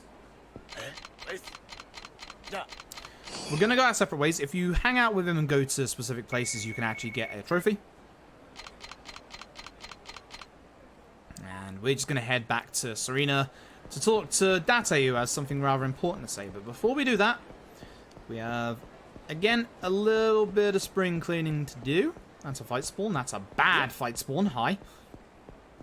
Got very lucky it didn't just get me into a fight there. Cool. I'm going to go into Kamiyama's.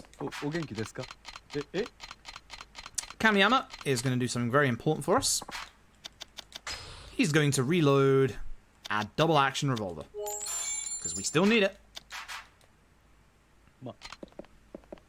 And off we go.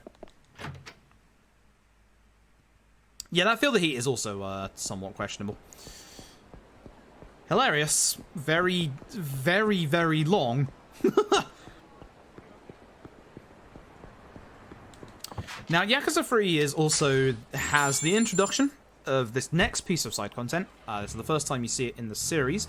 It is the HLA, the Honest Living Association. Now, you'll see as we get closer to Serena, you'll see on the mini-map there is an icon over Serena that looks like a bullseye.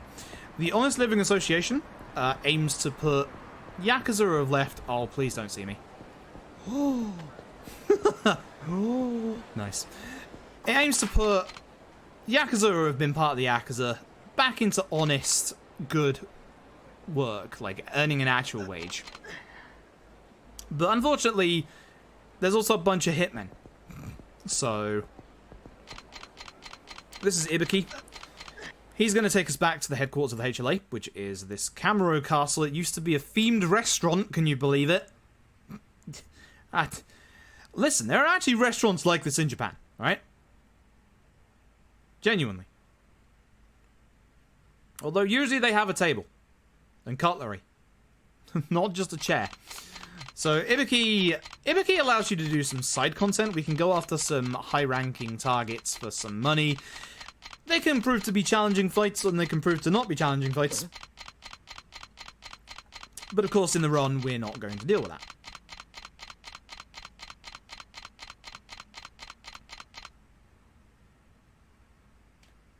So we're going to leave. And now we can go and end the chapter. So what we're going to do is we're going to waltz on over to Serena. Again, pan the camera down to... No! No! That's not a civilian, that's a fight spawn. Pan the camera down so that we can despawn any civilians and see those fight spawns coming. As I pan my camera up just to make sure there isn't one at this crossroads like there can be.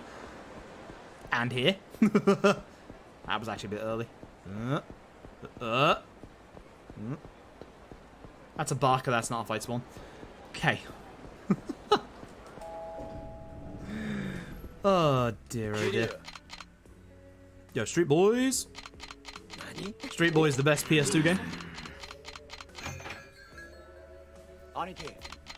There probably is. Like themed restaurants do really well. There probably is. Hopefully with a proper set of table and chairs and cutlery, rather than nothing. Anyway, we talk with Date. Date has heard on the old rumour vine that, you can tell by the chapter title, we're going to be going and seeing a certain somebody. He's heard on the old rumour mill that Hamazaki has struck out a deal with a certain Majima Goro. Now, we trust Majima, but we've got to go and make sure that Majima isn't up to no good. Hate living near a motorway, because all I can hear is cars outside. So we're going to head over to West Park. This is probably the shortest chapter in the entire game, as you will see. It's 8 next, so it's not the next one, it's the one after that I need to make the safety save. Themed restaurant desert, maybe. I definitely don't see them in the UK as much anymore either. We definitely had a couple in the 90s. Shout outs to Mr. Whippies. Right, Mr. Whippies, you were too good for your time. You were also pretty bad as well, to be honest. Maybe we don't have Olive Garden in the UK, but I've heard the horror stories. Anyway, here's Majima. So, much like with Date earlier, we're going to try and push Majima further along, and I'm going to fail spectacularly and push him backwards. I wasn't expecting to do that so soon, but, yeah, okay. I'm very bad at this. I'm very terrible at this. What doesn't help is that my control stick does have massive amount of stick drift to it. And that's a bad excuse. Look at that. That's me. My control stick drift is to the left, not backwards. But once he gets to a certain place, also his shirt kind of glitches through his suit, which is okay. It would not be a Yakuza game if you didn't have a good old Colosseum section, and yes, guess who? He's leading us here the entire time because Majima, of course, wants another round against us. So not only do you get one Majima fight in this game, you get 2! And this one's the worst one, even though we have a shotgun. Because now he's got his dagger. And if you let him attack you, this happens. So we're going to get him down on the ground. He also has his wake-up attack, so you do have to be a little careful. That's bad. There's his wake-up attack. I'm going to knock him on the ground again. He will always get straight up. Oh, no. He will always get straight up if you... I see we're doing this again, old Majima, old pal. Oh, boy. Morning, Aga. Hope you're doing well this morning. Please go down, Majima. Thank you. I need to hit him when he's on the ground so that I stop him from... Well, this is not going well. Oh, hey, Froob. Learn the skill.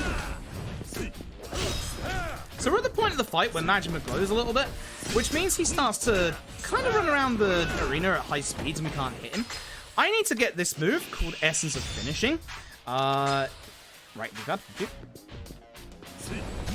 Which allows us to do heat moves against enemies on the ground. I just need to do a little bit more damage to Majima. And we're going to get our Expulsion. Walk towards him, use a finishing move. Use our Expulsion. Oh, I don't like that. I did a little more damage than I should have done to make this fight a little safer.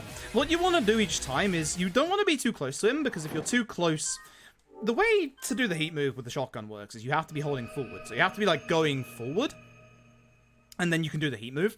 As you saw there, I was too close to him a couple of times. That's my big issue with this fight. I do that a lot. So, shrug emoji.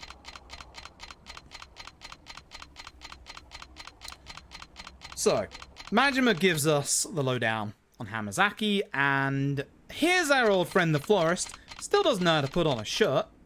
It's been 3 games. He had a shirt on at one point in Yakuza 2, but realized that he wants to live a little freer. Now, Hamazaki, as you can see here, is making a deal with the Snake Flower Triad. If you've ever played Yakuza 1, you'll recognize that name, because guess who's back? It's our old friend, Lau Karlong. And unfortunately, Rikia is in Kamurocho, as we know, and unfortunately, Lau Karlong is going after Rikia to get to us. Lau Karlong wants revenge for what happened in Yakuza 1 and what we did to him. And so with that, we're going to go and help Rikia, and we're going to start our next set piece. Pretty much every Yakuza game has a Kamurocho set piece, and yep, here we go. This is our Kamurocho set piece. So on the way out, we're going to do, again, a little bit of spring cleaning. We're going to put everything... We're going to get talk to Nishida on the right first. Majima's poor assistant. He has seen some things. Poor guy. Good job on not exploding in Yakuza 2. We are going to go to this save point, and we're going to put everything into our item box apart from 3 items, which is the 2 blackjack amulets and the revolver. Now, you might see that I took a Stamina Royale with me, despite the fact I said that I have to put everything away other than that. You see, FroobMcGuffin is an idiot. And FroobMcGuffin accidentally uses his heat when he isn't supposed to use his heat. Therefore, I'm taking a heat item for safety. That's literally it in a nutshell. You can see here a little... This is me holding forward. See how I'm going left a little bit? That's my stick drift. You'd think I'd have learned after like the last 4 or 5 months of living with this to just go buy a new controller, but as we just learned, FroobMcGuffin is an idiot. So this is the Snake Flower Triad. I hate you. They're going to start attacking us. We're going to hit them whilst they're here. Hopefully I can hit this guy into the sign to do a little bit extra damage. And again, bound him off the wall. Same with this guy. Beautiful. Now, actual rule against the rule of thumb. Remember when I said I couldn't hit the enemy when they're on the ground? Not so if we use the last hit of the full combo with double finishing. So we're going to take out the first of the Snake Flower Triad, and now, as you can see on the minimap, we're being shafted in a very specific direction. 2 guys with guns here. We would like a gun. Doesn't matter which gun. I just want a gun. Thank you. That'll be jumping. Now, as we go down here, this is the part where FroobMcGuffin turns into an idiot. 2 vans turn up. Now, the enemies in this part, the normal enemies, are all going to infinitely respawn. They don't have that much HP. Apart from one of them. Try and guess which one of these guys is the leader. You'll never guess which one it is. Yes, it is the one guy that is different than all the rest. That was not the right person to shoot with. That can happen sometimes. So, we want to use the pistol we just took to take care of this guy a little bit. Push him into a corner, as you can probably guess. Dodge so he doesn't hit us. And try and bound him. Now, heat moves do not do very well against bosses, as you'll see here. Now, you do not want to use your heat on this guy because you need your heat for the next part. FroobMcGuffin is an idiot and constantly uses heat move against this guy. Hence why I brought Stamina Royale with me. We just spun around each other, don't worry about it. See, I don't have enough heat to do a heat move now. See, I've learned my own weaknesses at this point. I'm playing with them. So, we need to go down here. Again, a couple of barricades to get through.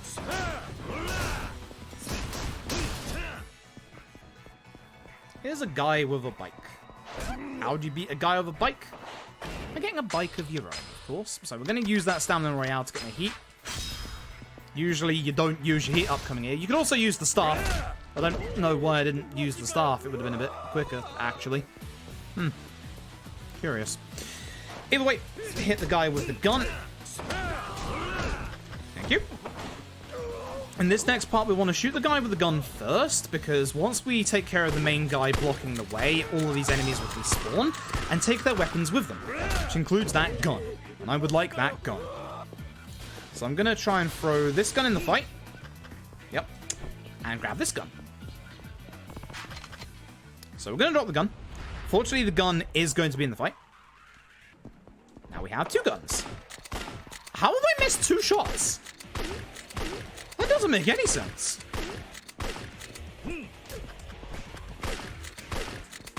Back we have this gun. He is quite aggressive with his guarding, so we're going to let him try and attack us and then get behind him, I say, as I quick step too far around him. Okay, this is problematic. There it is. There it is. And again, we're just going to bounce him off the ground. Cool. Bad fight. I'm not quite sure how I missed those 2 shots, to be honest with you.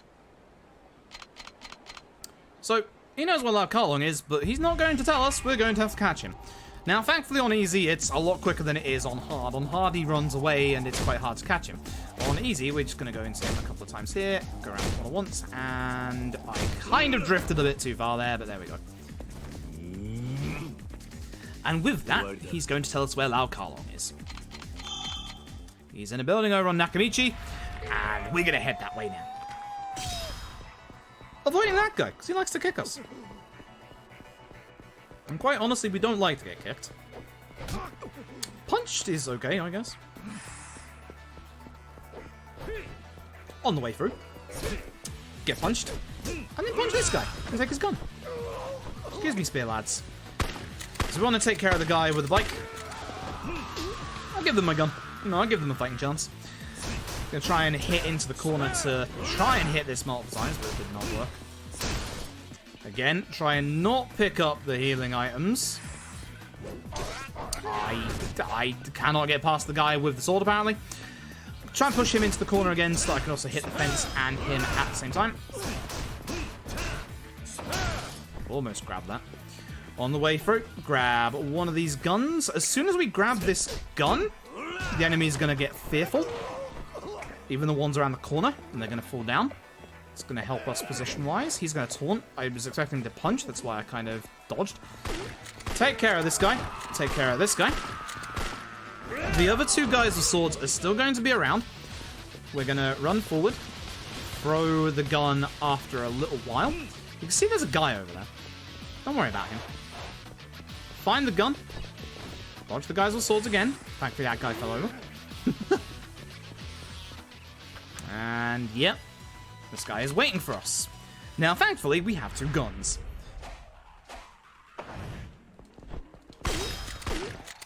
Didn't miss any shots this time. You can see he's got a decent HP bar.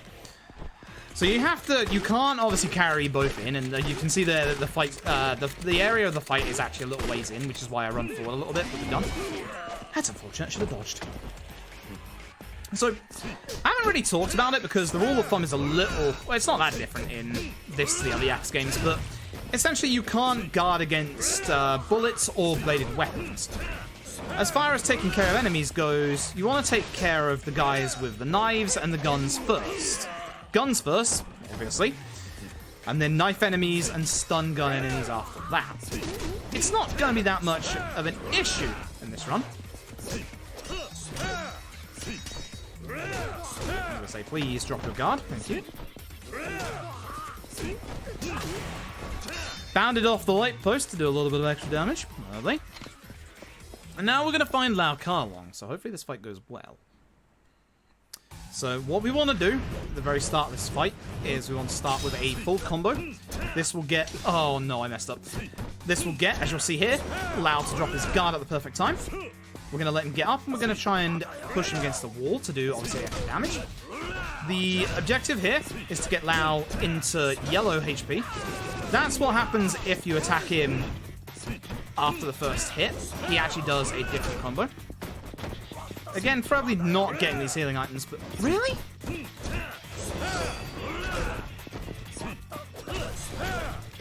That should be enough. I have forgotten to equip. You know what? I'll use it, because that'll get out of my inventory. Revolver. 1, 2, 3. Being in the corner is a problem, because he could dodge a bullet. Like so. Unfortunate. That's why you don't want him in a corner. I should have tried to push him away. That happens. Unfortunately, this also pushes him into his next phase. He'll still die to my gun, but it will push him into the next phase. Like so. Nice claws, Lau. Do me a favor. Stop doing this, please. Why? Because,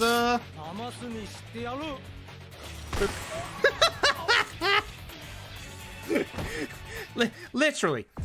That's what happens if you let him get shot in a corner. Basically, corners are bad for guns because the enemy can basically... I don't know if it's like recoil off of it. I didn't safety save. Uh-oh. Spaghetti. Uh-oh. That's bad. Okay, so remember when I said earlier that the run has a 33% chance to die? Well, guess what? We're here. So... Yeah. The Joji lookalike comes along and solves our Lau Karlong problem. Also says we have beautiful eyes in English. Not quite sure why. This run is probably going to finish about 15 minutes under estimate at this rate. Just gonna warn you, Shane. Just warning you that I am currently ahead of PB pace, which is a 2:24. Not by much, because, you know, dropping Lau Karlong out of the corner hurt quite a bit. Either way, I'm going to make a safety save here, which I should have done at the start of the chapter. I'm going to go in the Colosseum to do it. We're going to... This might lose us sometime. So, gonna safety save. Do not save over my actual safety save there, please. Thank you. What we're going to do now, the entire reason why... we have the blackjack amulets. It's about to become obvious, and would you be surprised if I told you we're about to go and do blackjack? This route was concocted by Notaku and Tapioca. Tapioca knew that, you know, guns in Yakuza 3 are kind of strong. So, remember that 200k that we got earlier for the fish? That we definitely went and bought back for the restaurant? Yeah, we're just going to put it into chips, into this definitely not illegal gambling hall. Also, more importantly, we have 71,000 left over. That's also important. I'm going to play some blackjack. Now, it's time to play counting with Froob. So, going to use our first of our blackjack amulets. These blackjack amulets allow us to get 5 wins in a row. So, 1. I can't believe we got a blackjack on our first attempt. 2. Wow, 2 in a row. That's kind of crazy. If we actually hit rebet instead of actual bet, it'll go a little faster, you know? That's the 3rd. That's actually insane. Here's number 4. Now, here's the thing. We need to not see high-stake gambling on number 6. Is that number 5? I don't remember. I'm going to use this anyway, and we're going to risk it. I hope so. We want to see high-stake gambling as of this point, because that's how we get the chips to be able to continue the run. There it is. Yeah, we're good. We're good. Okay, run continues. We do need one more win. Unfortunately, it does reset us back to here, so we have to rebet. And with 31k, we're all good. Don't quit out with the touchpad here like some idiot in the past has done. Cough me, cough. So it doesn't save you chips. With that 30k chips, we're going to buy 20 platinum plates. And this, folks, is how you turn 200,000 yen into literally 3 million. So, just find somebody who's accidentally sold a Maguro tuna to a restaurant. And then just go and illegally gamble. Simple as that. Yeah, that was actually very good RNG. We're very happy with that. Very, very satisfied with how that went. I have had exceptionally bad RNG in the past there. Including in marathons where I've had to win the actual bet and then somehow done it. Basically, if you don't get the high stakes in the allotted time when you have your like guaranteed win on, you have to do it manually. So you have to manually play blackjack, and good luck. Just good luck. Obviously, you can do it. Like, I've done it in the past, but just good luck. So, we're being called up by a guy called Tamiya, the Minister of Defense. We met his secretary a long time ago with Daigo. And Tamiya wants to meet us, where we're going to go through a massive plot exposition dump. Now, we're going to phone Date, Date used to be a detective, but he's now a journalist. So, of course, we're going to help get him the scoop, and we're going to go take him to go see the Minister of Defense, Tamiya. We're going to go to South Nakamichi Street. And also, if you saw any of the other Yakuza runs on BTP in the past, you'll see that there's a lot less taxi spawns. In the old Yakuza games, there aren't as many taxi spots.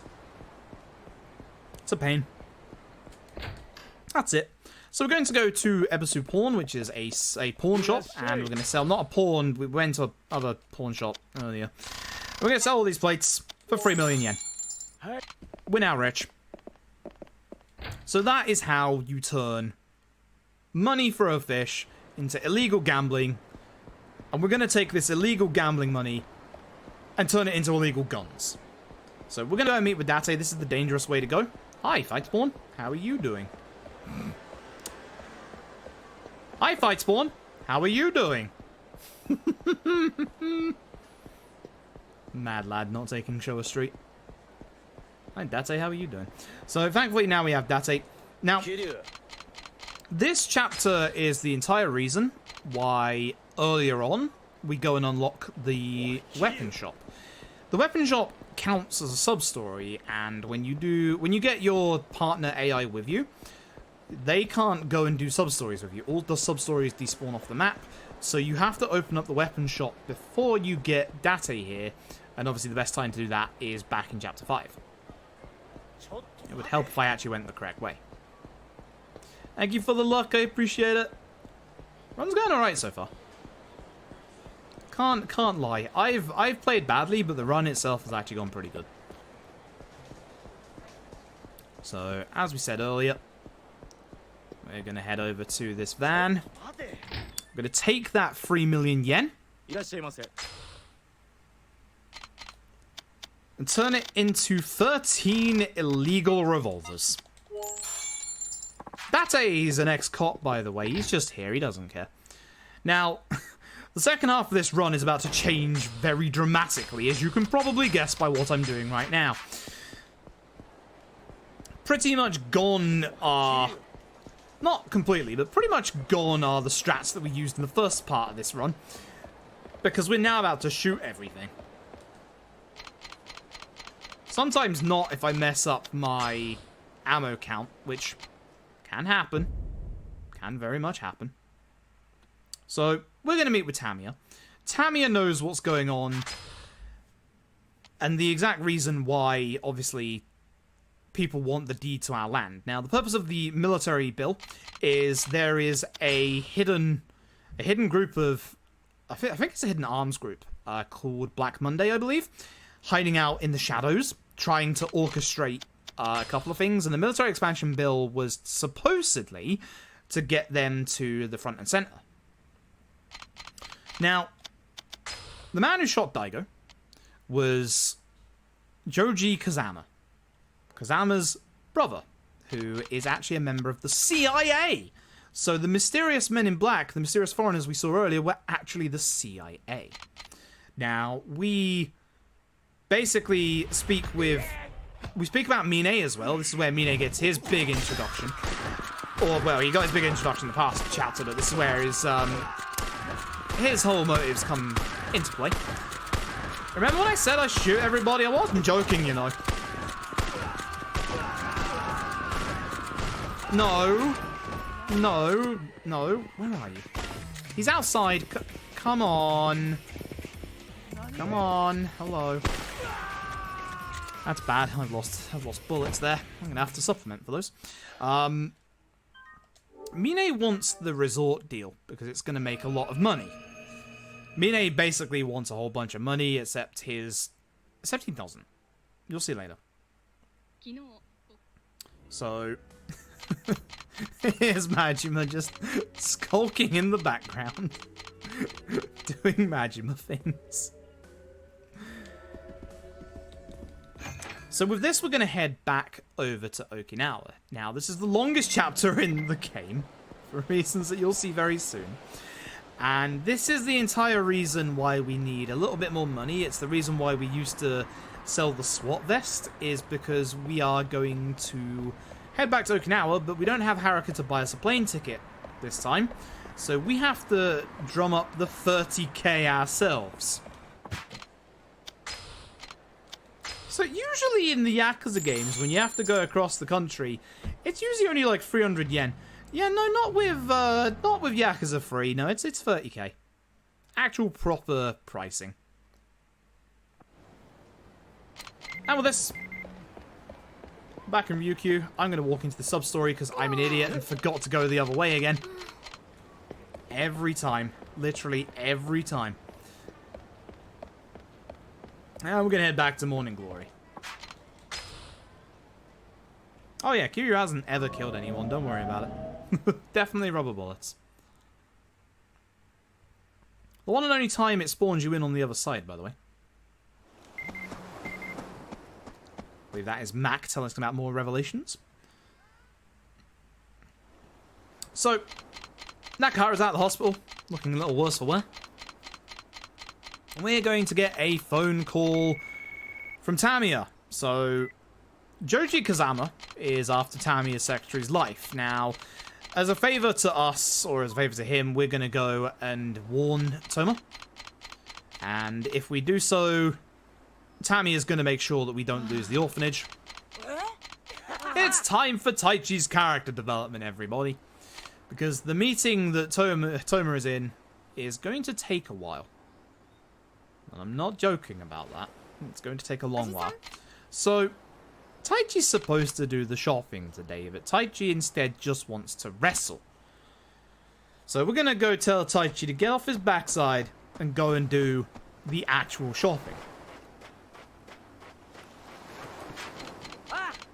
Unfortunately, Mitsuo doesn't really want to wrestle with Taichi, which is fair enough. Taichi loves wrestling, and he's going to wrestle with Mitsuo, and unfortunately, Mitsuo is going to come and tell us there's an emergency. Taichi fell on his back and isn't moving. I can't believe that Taichi is hecking dead. Poor Taichi. Taichi's not dead. Taichi is unfortunately not doing too good. As soon as he started doing wrestling with Mitsuo, looks like some asthma flared up.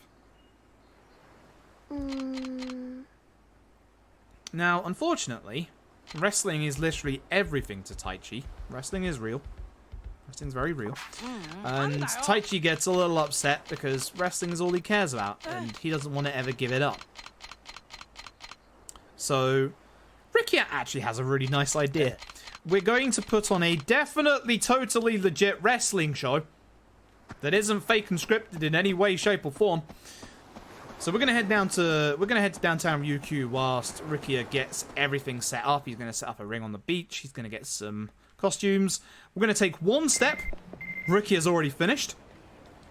It's pretty impressive, actually. Very efficient. And we're gonna head back to one of the worst parts of the game in terms of the speedrun. Because this part is always supposed to go the same way in terms of your inputs and what you're supposed to do. Wholly depends on whether Rikia decides to be a pain in the backside or not. And Rikia, oh, he loves to be a pain in the backside, trust me. So we have to do moves in a specific order. We have to throw him. Then we have to throw him again. He's going to not allow us to throw him straight away. Which is why you can see here. Thank you. Thank you. Now we're going to do 2 drop kicks. You can drop kick him while he's getting up, which is quite nice and quite useful, because he will guard that. Get knocked down on purpose. Will he do it? Will he do it? Will he do it? Eventually. Drop kick, which he dodged. Drop kick, which he guarded. Oh boy, this is fun. He flying attacked us instead. And now we have to do a heat attack, where we can't be too close to him, and he can't be attacking us. That's usually the worst part of the fight, and somehow went the west here. I don't like it when that happens. That's usually the sign that it's gone pretty badly, and that went pretty badly. So the doctor comes by. The doctor did a couple of tests, and it turns out that Taichi isn't he doesn't have asthma, he's just allergic to buckwheat. Taichi's happy, Taichi literally bodied Rikia, and that's it. Everybody's happy. Except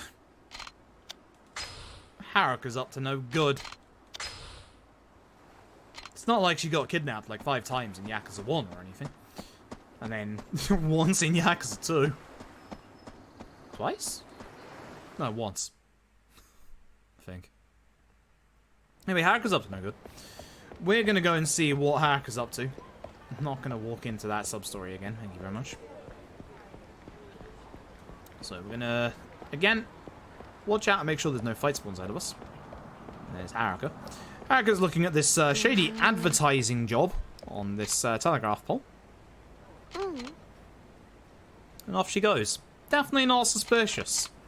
A wanted poster. Alright. Well, we're going to go and find Haruka again. She's going to be up here.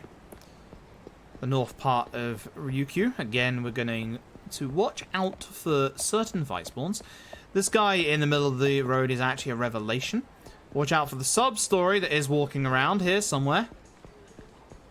It's probably a little bit more to the right at the moment. Can't see it. And we're going to find Haruka is talking to 2 mysterious individuals who hand her an envelope. And of course, being the protective father that we are, we're going to walk in and going to ask her what's going on. They're going to get scared and run off. And then she's going to get scared and run off. She's definitely acting very weird. Here's the sub-story. Hello, boys. A little rude there, but, you know, that's fine. There's a fight spawn. Also a little rude. You can get 2 fight spawns on that corner there. It's slightly annoying. 1 either side. And here's Haruka. Oh.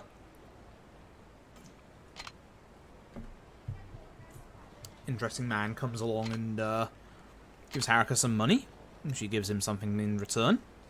Same with this guy. Very suspicious. And another one. And they all look like the Yakuza types as well. Very, very suspicious. So, we're gonna put an end to this. And there she goes again! So, it's almost dinner time. She's gone to get ingredients for dinner. We're gonna head back to Morning Glory and have dinner with everybody.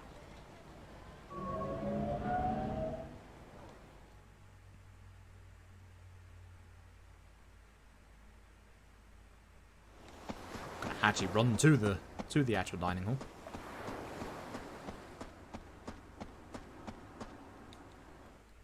And all of a sudden tonight for dinner we're having a hot pot. We're having a Nabe hot pot, which is quite rare because those are very expensive. And Kiri is wondering where the money came from. And then Haruka says she has to go out to town for a bit, which Kiri says not at this time of night, but she runs off anyway. Oh, now I forgot. That's the one cutscene in the game where you don't want to be holding forward. Because if you're holding forward, as you saw coming out of that cutscene, that happens. The Yakuza games in the old engine also have that lovely little trait that the old PS2 games had, where with the isometric camera angles, if you're looking like in one camera angle, and then it shifts to another one, that's a fight spawn. Hi. And you're holding forward, you then obviously go in a different direction. So Haruka's here. And there's the shady man. She's holding that envelope again.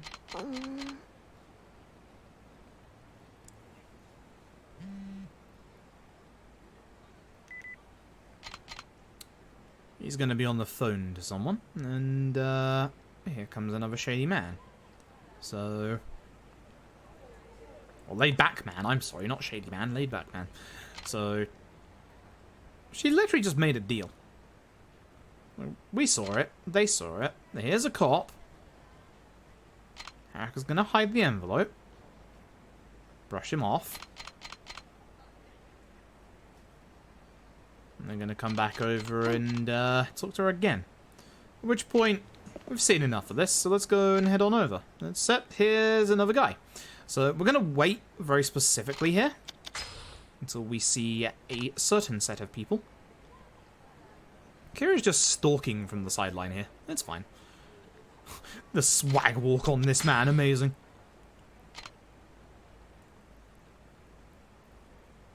There's another older gentleman. Again, they all look like the loan shark / Yakuza types. Here comes the policeman. Gonna wait and see again. And then... here they come. At this point, we've had enough. And here's Kiryu. So it turns out that they were trying to get Haruka to sell illegal prepaid cards and then pay her for her efforts. Yeah, we're just gonna teach him a lesson. That was a very nice fight. That's probably the best fight all this run. That's kind of upsetting. So, Rikyo and Mikio turn up. Haruka says that she overheard them talking about the fact that the family doesn't have that much money anymore. But what she misheard was the family, aka the orphans, when actually it was the Ryudo family. So it was all one big misunderstanding, and we just beat up some thugs and made a little bit of extra money doing illegal selling of prepaid cards. And then everybody was happy. And we stood here for so long that it's turned to nighttime. Is Toma out of his meeting yet? Nope. So we might as well go home, make it daytime, and then go see Toma.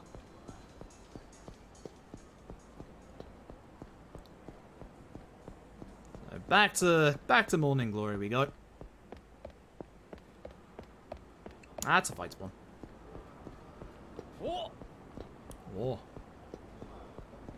I'm sorry, I will not hold it. I've already had one fight spawn in this run. I would not like another, thanks.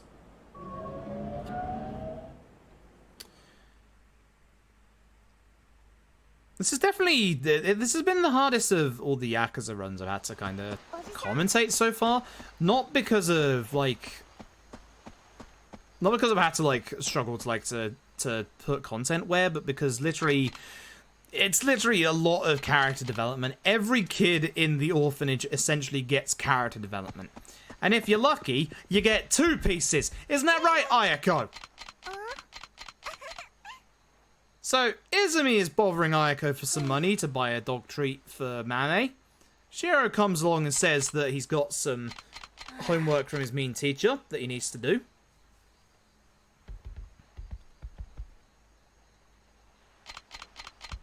Ayako's off to go and do everything because she's the older sister type and doesn't know how to say no. Here is Haruka's amazing walking animation. Oh, PS3 animations, they're so good. Fun fact, not the first Yakuza game on PS3. That would actually be Ryuga Gotoku Kenzan, which was the Japanese only release, the very first Yakuza Samurai game. The second one being Ishin, which was cross-platform PS3 and PS4. Hoping that now the PS5 is coming out, we'll get a cross-platform PS4 and PS5 Samurai game in the Dragon Engine. So, Izumi didn't buy the dog treat. spent the money on herself. Shiro handed in homework. Wow. Ayako did too many words and Shiro didn't tell her about it. And she is feeling a little unwanted and leaves. And in true Kiryu fashion, we're going to literally roast every single one of the kids about every single one of their faults. And what they've done wrong with Ayako.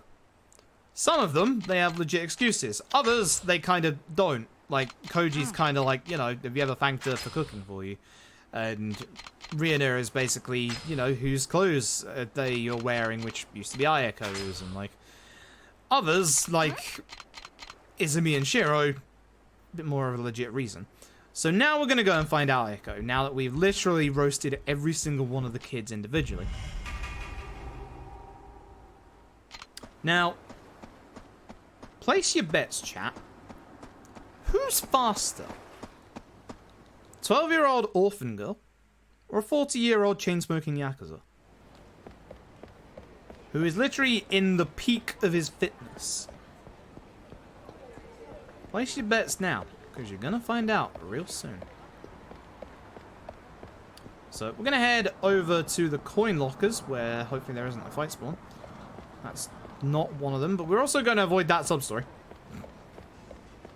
Shouldn't have a fight spawn up here. We can see that Ayako is by the coin lockers. Again, don't know why I didn't taxi over here. Would have been faster, Froob.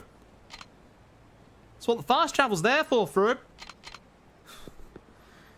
I don't know why I keep forgetting this every time it's even in my notes. Taxi the coin lockers. It's right there. I see it. Anyway, look at the technique and form of this young girl. She is literally an Olympic-level sprinter.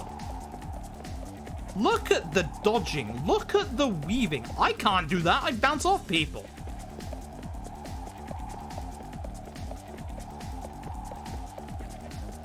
See, folks, if you think that running like Kiryu is the proper way to run, no, run like Ayako. Swing your arms wildly because that gives you a speed boost. So, we're going to get here. She's feeling like she always does stuff for other people. She doesn't care about Morning Glory anymore. Oh, she goes again.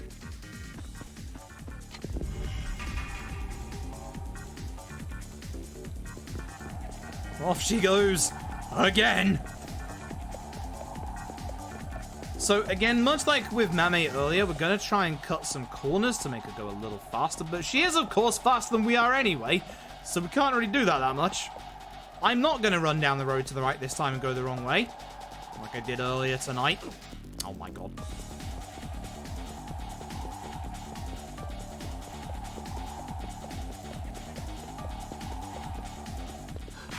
Look at how worn out Kiryu is and how she's not worn out in the slightest. And triple pan. Once again, off we go.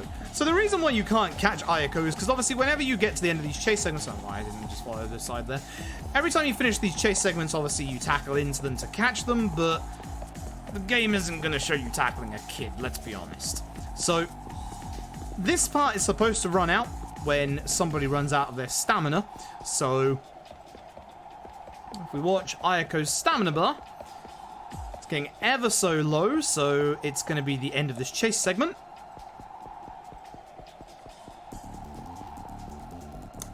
Except it disappears and she carries on even though she has no stamina. That's cheating.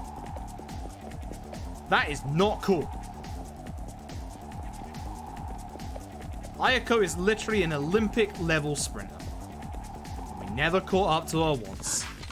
She's finally out of breath. And with this, we give her a little bit of a pep talk and say, you know, everybody does care about you. And, you know, we know they ask a lot of you. You know, you are the older sister character type. And we're now going to take her back to Morning Glory.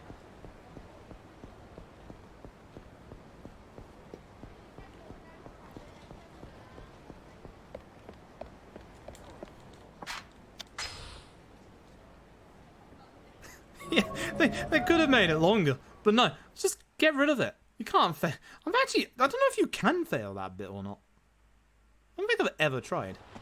I really should try, because sometimes failing stuff in the Yakuza games actually makes it go faster. Cough the Princess League. So, everybody was waiting for Ayako, and yep, they all show her their appreciation.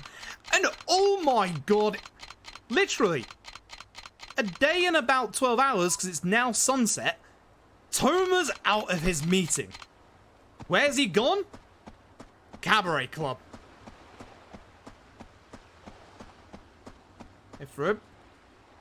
Equip new guns. Yeah? Yeah? For the boss fight, maybe? Yeah? No? Okay. Okay, I see why you want to throw this run, that's fine. So, you can probably guess by my inane ramblings, boss fight is incoming. You can have a fight spawn in front of this place, by the way.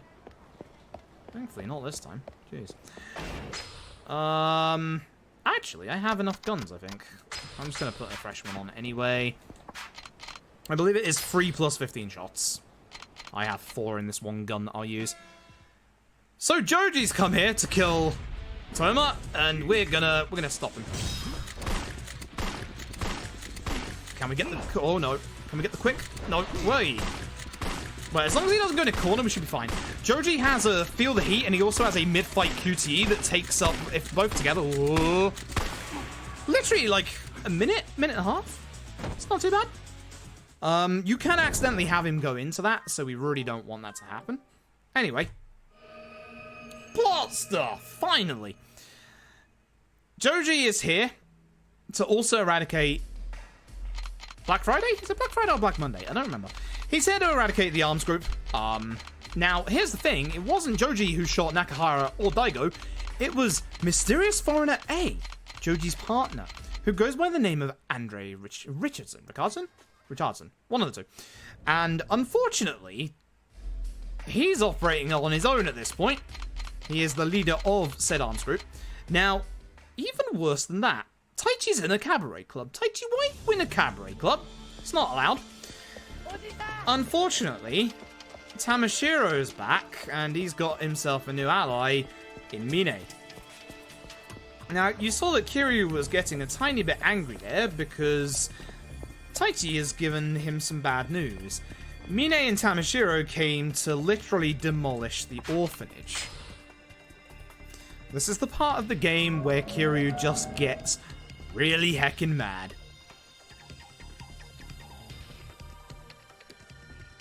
As you're about to see. Unfortunately, the orphanage has lost a floor. It now has a ground floor and nothing else. So, Tamashiro has taken Nakahara to the bullring. The bullring, which, if you've ever seen an aim-on fight in certain later Yakuza games, you'll recognize this, alright? We definitely don't reuse assets in the Yakuza series, no siree. We're gonna go to the bullring. As you can probably guess from earlier, guess what we're going to do while we're here. Here's a bunch of Tamashiro family. And as you probably guess, yep. Oh, wait. That's the one. Everybody's gonna get shot.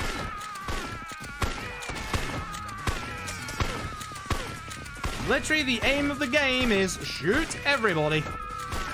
I'm out of bullets. Shame I have more guns. Don't equip it to the step. What are you doing? What is this menuing? Cool. How did I miss that shot? I need these bullets because I literally missed shots earlier. This is very bad. This is actually genuinely very bad. Anyway, here's a bull. Gonna be a bull room without some bulls.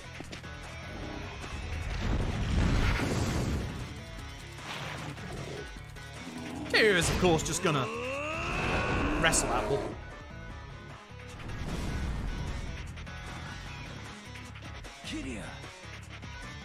And here's Tamashiro. Now, if we let Tamashiro do his mid-fight QTE, he actually spawns in some enemies as well, so we don't want to do that. That's not the gun I want. That's the gun I want. I'll take a free hit, because, you know, I'm going to get a few in myself. Please don't go against the bull, because that could... Oh, no. Okay, we're fine. That was a little worrying. It's Tamashiro. Tamashiro is very easy. So, I'm not going to say what happens in that cutscene, because it's quite large spoilers. I'll leave that to your own playing and your own devices to find out. It's a very, very sad scene. And with this, we're now moving into the finale. We should be done in the next 10 minutes.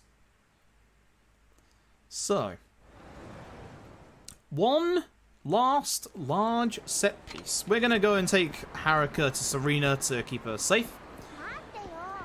On the way there, we're going to meet a lovely gentleman.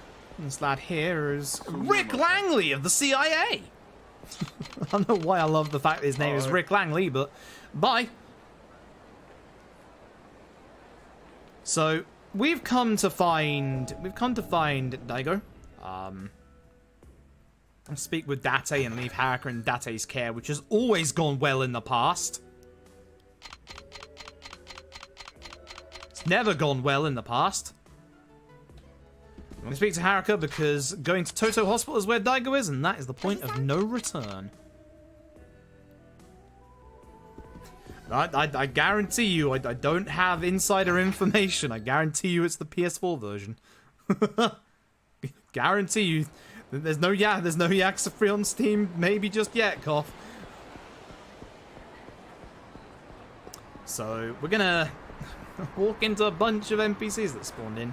And we're not going to taxi over to Okinawa again, because you can accidentally do that. So for some reason, even though every other important destination has been at the bottom of the taxi list, this one is second from bottom, so don't mess up. Joji has arranged for us to get in a jet. Oh no, actually no, that was to get here. Never mind. Joji's going to meet us at the hospital, but he might be a little late. He's going to be late. So it's up to us to stop both Mine and Andre Richardson. So here's some of the Hakuo clan, which is Mine's lot. Unsurprisingly, we're going to shoot everybody. Now, again, I am missing some bullets, so I'm going to have to be very, very careful with my ammo in here.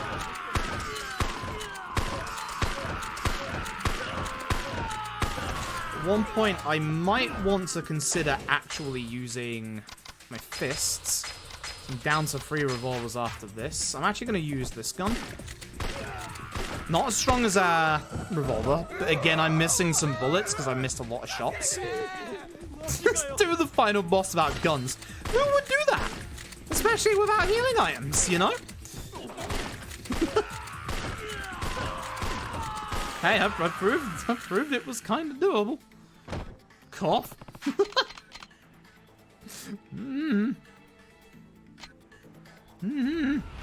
So that lad is the captain. We're going to go and stop him. The interesting thing about this part is you don't actually have to hit many of the enemies. We're just going to go past them. We are going to get our gun out. That's not the gun I wanted. That's the gun I wanted, because around this corner, the lad with a sofa. Kiryu. I am missing so many important shots. My ammo count is bad. Very, very bad. What this locking on is. This is pretty bad. I'm definitely gonna have to. I might have to fight Richardson with melee for the first attempt.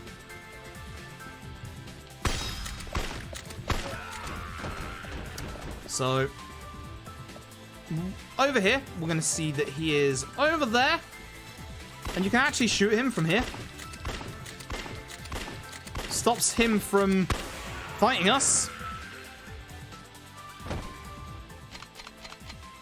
There we go. So from this point onwards, because I am missing ammo, I am going to use just my fists. Grab this gun. Dodge that grenade, because that's problematic. Not him. Take care of him. No, don't you shoot me. Take care of this guy because he has a gun. Fresh gun. Yeah, he really does. Take care of these guys, because they're going to get away.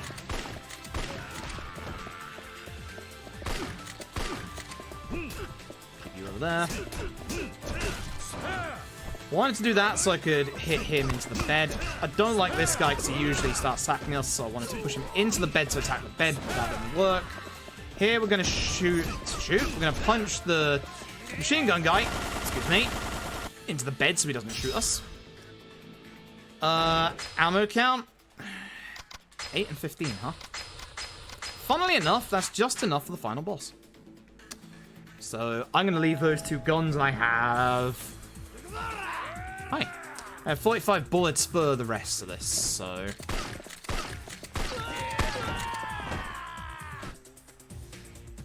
Okay. I can take care of Anderson both forms. Yeah, I can take care of Anderson both forms. This will be fine. Might not have any for the lift shaft of the guys at the end, but I can take care of Anderson. You just have to be very, very careful not to use too many in the upcoming fight. But I quite like Yakuza 3's finale because it's a decently length set piece, and you kind of go through like every kind of enemy type, apart from spear wielding people, which thank God for that. So we're gonna go to Daigo's hospital room. Look at this lovely square suite that definitely doesn't scream boss fight. So in Daigo's room, and guess who we find? Let's go. Let's go. Our old CIA operative, Andre Richardson. Yeah, that's that.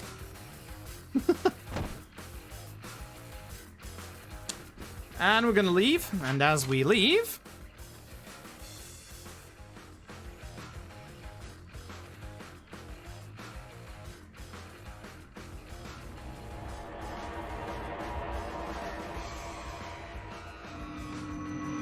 Uh-oh. Took all that bullets and didn't care. Took all that bullets. Yeah, that's proper. That's the proper way to say that sentence. He took all those bullets and just didn't care. So, here come a bunch of CIA agents.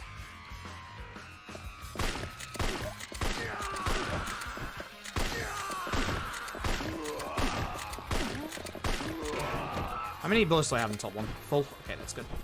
Second pistol. We got more than enough bullets for Anderson, which is nice. Go to hell. Whoa! Let's do it. That's rude. Oh no, the table was there. Please no. Where's the other gun? There's the other gun. Because I need this gun. This is Anderson, by the way. He knows gun fu. I missed a bullet. That's also not the loaded gun. Should do it.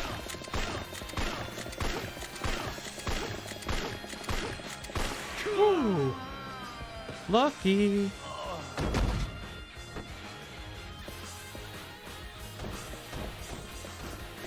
Figures Dante. He has a couple of moves from previous gun bosses in the Yakuza series. Cough, Arase, cough. Arase. I don't miss you in the slightest.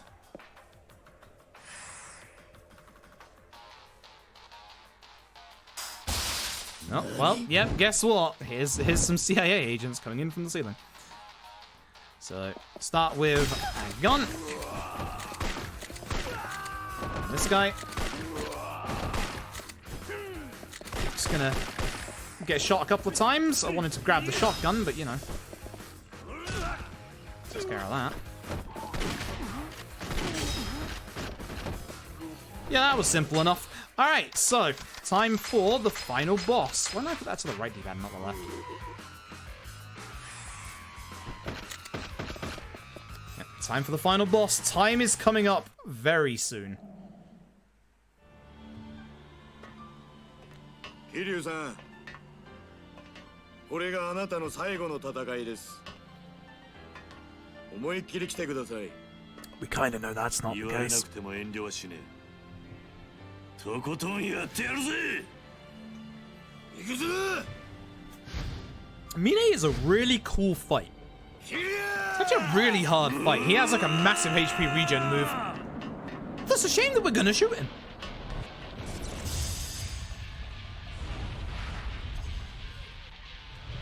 So, whip out gun. We're going to use 8 bullets. 2, 3, 4. Not near the bed. Gets him into less than yellow HP.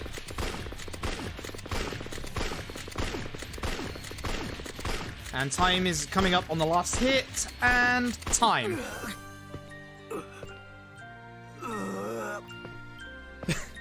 Yeah, shame that, isn't it? Like, such a cool fight, but it's to shoot him. Hey, fun fact.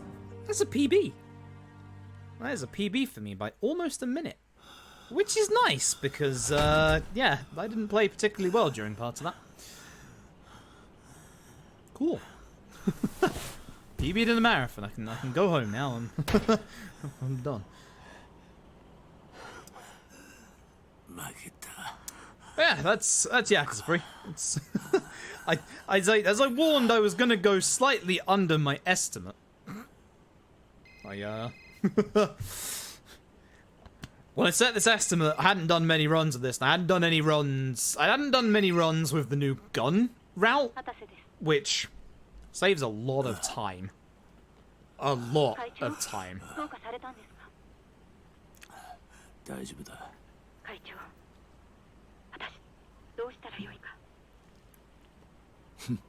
So, I don't know if we're ready for the next run or not. If you'd like me to stall and do some side content, I could do that. I'm not sure. I think we're good to keep going on. Sure. Yeah, I think so. I mean, we can just chill here for a second, just because I think we're having the restreamers shift. Yep. I mean, I guess in this time then, I guess I'll say my goodbyes. I'll not forget to mention that we actually have a speedrunning Discord for the Yakuza games now. Hooray! You can find that on many of the Yakuza speedrun.com pages if you ever want to learn a Yakuza run. Don't learn free first. Learn either like K. Actually, free's not too bad. Learn K2 or learn free, I guess. They're not too bad. Free's actually kind of hard, but not that bad. I'd like to obviously say thanks to Tapioca, who I originally routed this with, and then also thanks to Notaku, who routed a much better route with Tapioca. They routed in the gun route and the 33% chance to lose the run. They also routed in a 50% chance for the run to die in Yakuza 4, which is even worse. Thanks for that, by the way. Appreciate it. Obviously, thanks to the Blast the Process folks, because the Blast the Process folks have always been very kind to me. Always allowed me to showcase a Yakuza game every marathon. We showcased 5 Yakuzas at this point. Now we're on to the ones that are either stupidly long or die 50% of the way in, which is Yakuza 4. Great. Nice. So Can't wait for next time. Yeah. Yeah, that'll probably be on the table, whether it's me or somebody else. Yeah, that's me. That's it. Thank you all for watching. Make sure you continue to watch the rest of Blast the Process. There's lots of good Sega content still to come. Thank you, Froob. That was an awesome run of Yakuza 3. It's always good to have him playing that good Yakuza goodness. Always got to, have a diverse variety of Sega games and having some new content. Pretty good. But yeah, okay, so like I said, we are going to shift restreamers, so on the break, it might be a little bit longer than usual, just as they get ready to switch, and then you'll see it drop for just like a little bit as they do the switch over. But coming next up, we have a co-op run between Manix86 and Diagron of Arcus Odyssey. It's this top-down kind of action-adventure sort of shooter game, kind of like Twinkle Tail, a little bit, if you know that one. It's also kind of but yeah, so that's coming up. Please just hang in there a little bit longer. We got a bunch of runs lined up, a bunch of nice, short, quick, good, classic runs, like Revenge of Shinobi and Shinobi 3, Golden Axe, Toe Jam and Earl, Castlevania Bloodlines. It's all coming up soon. So please don't go anywhere.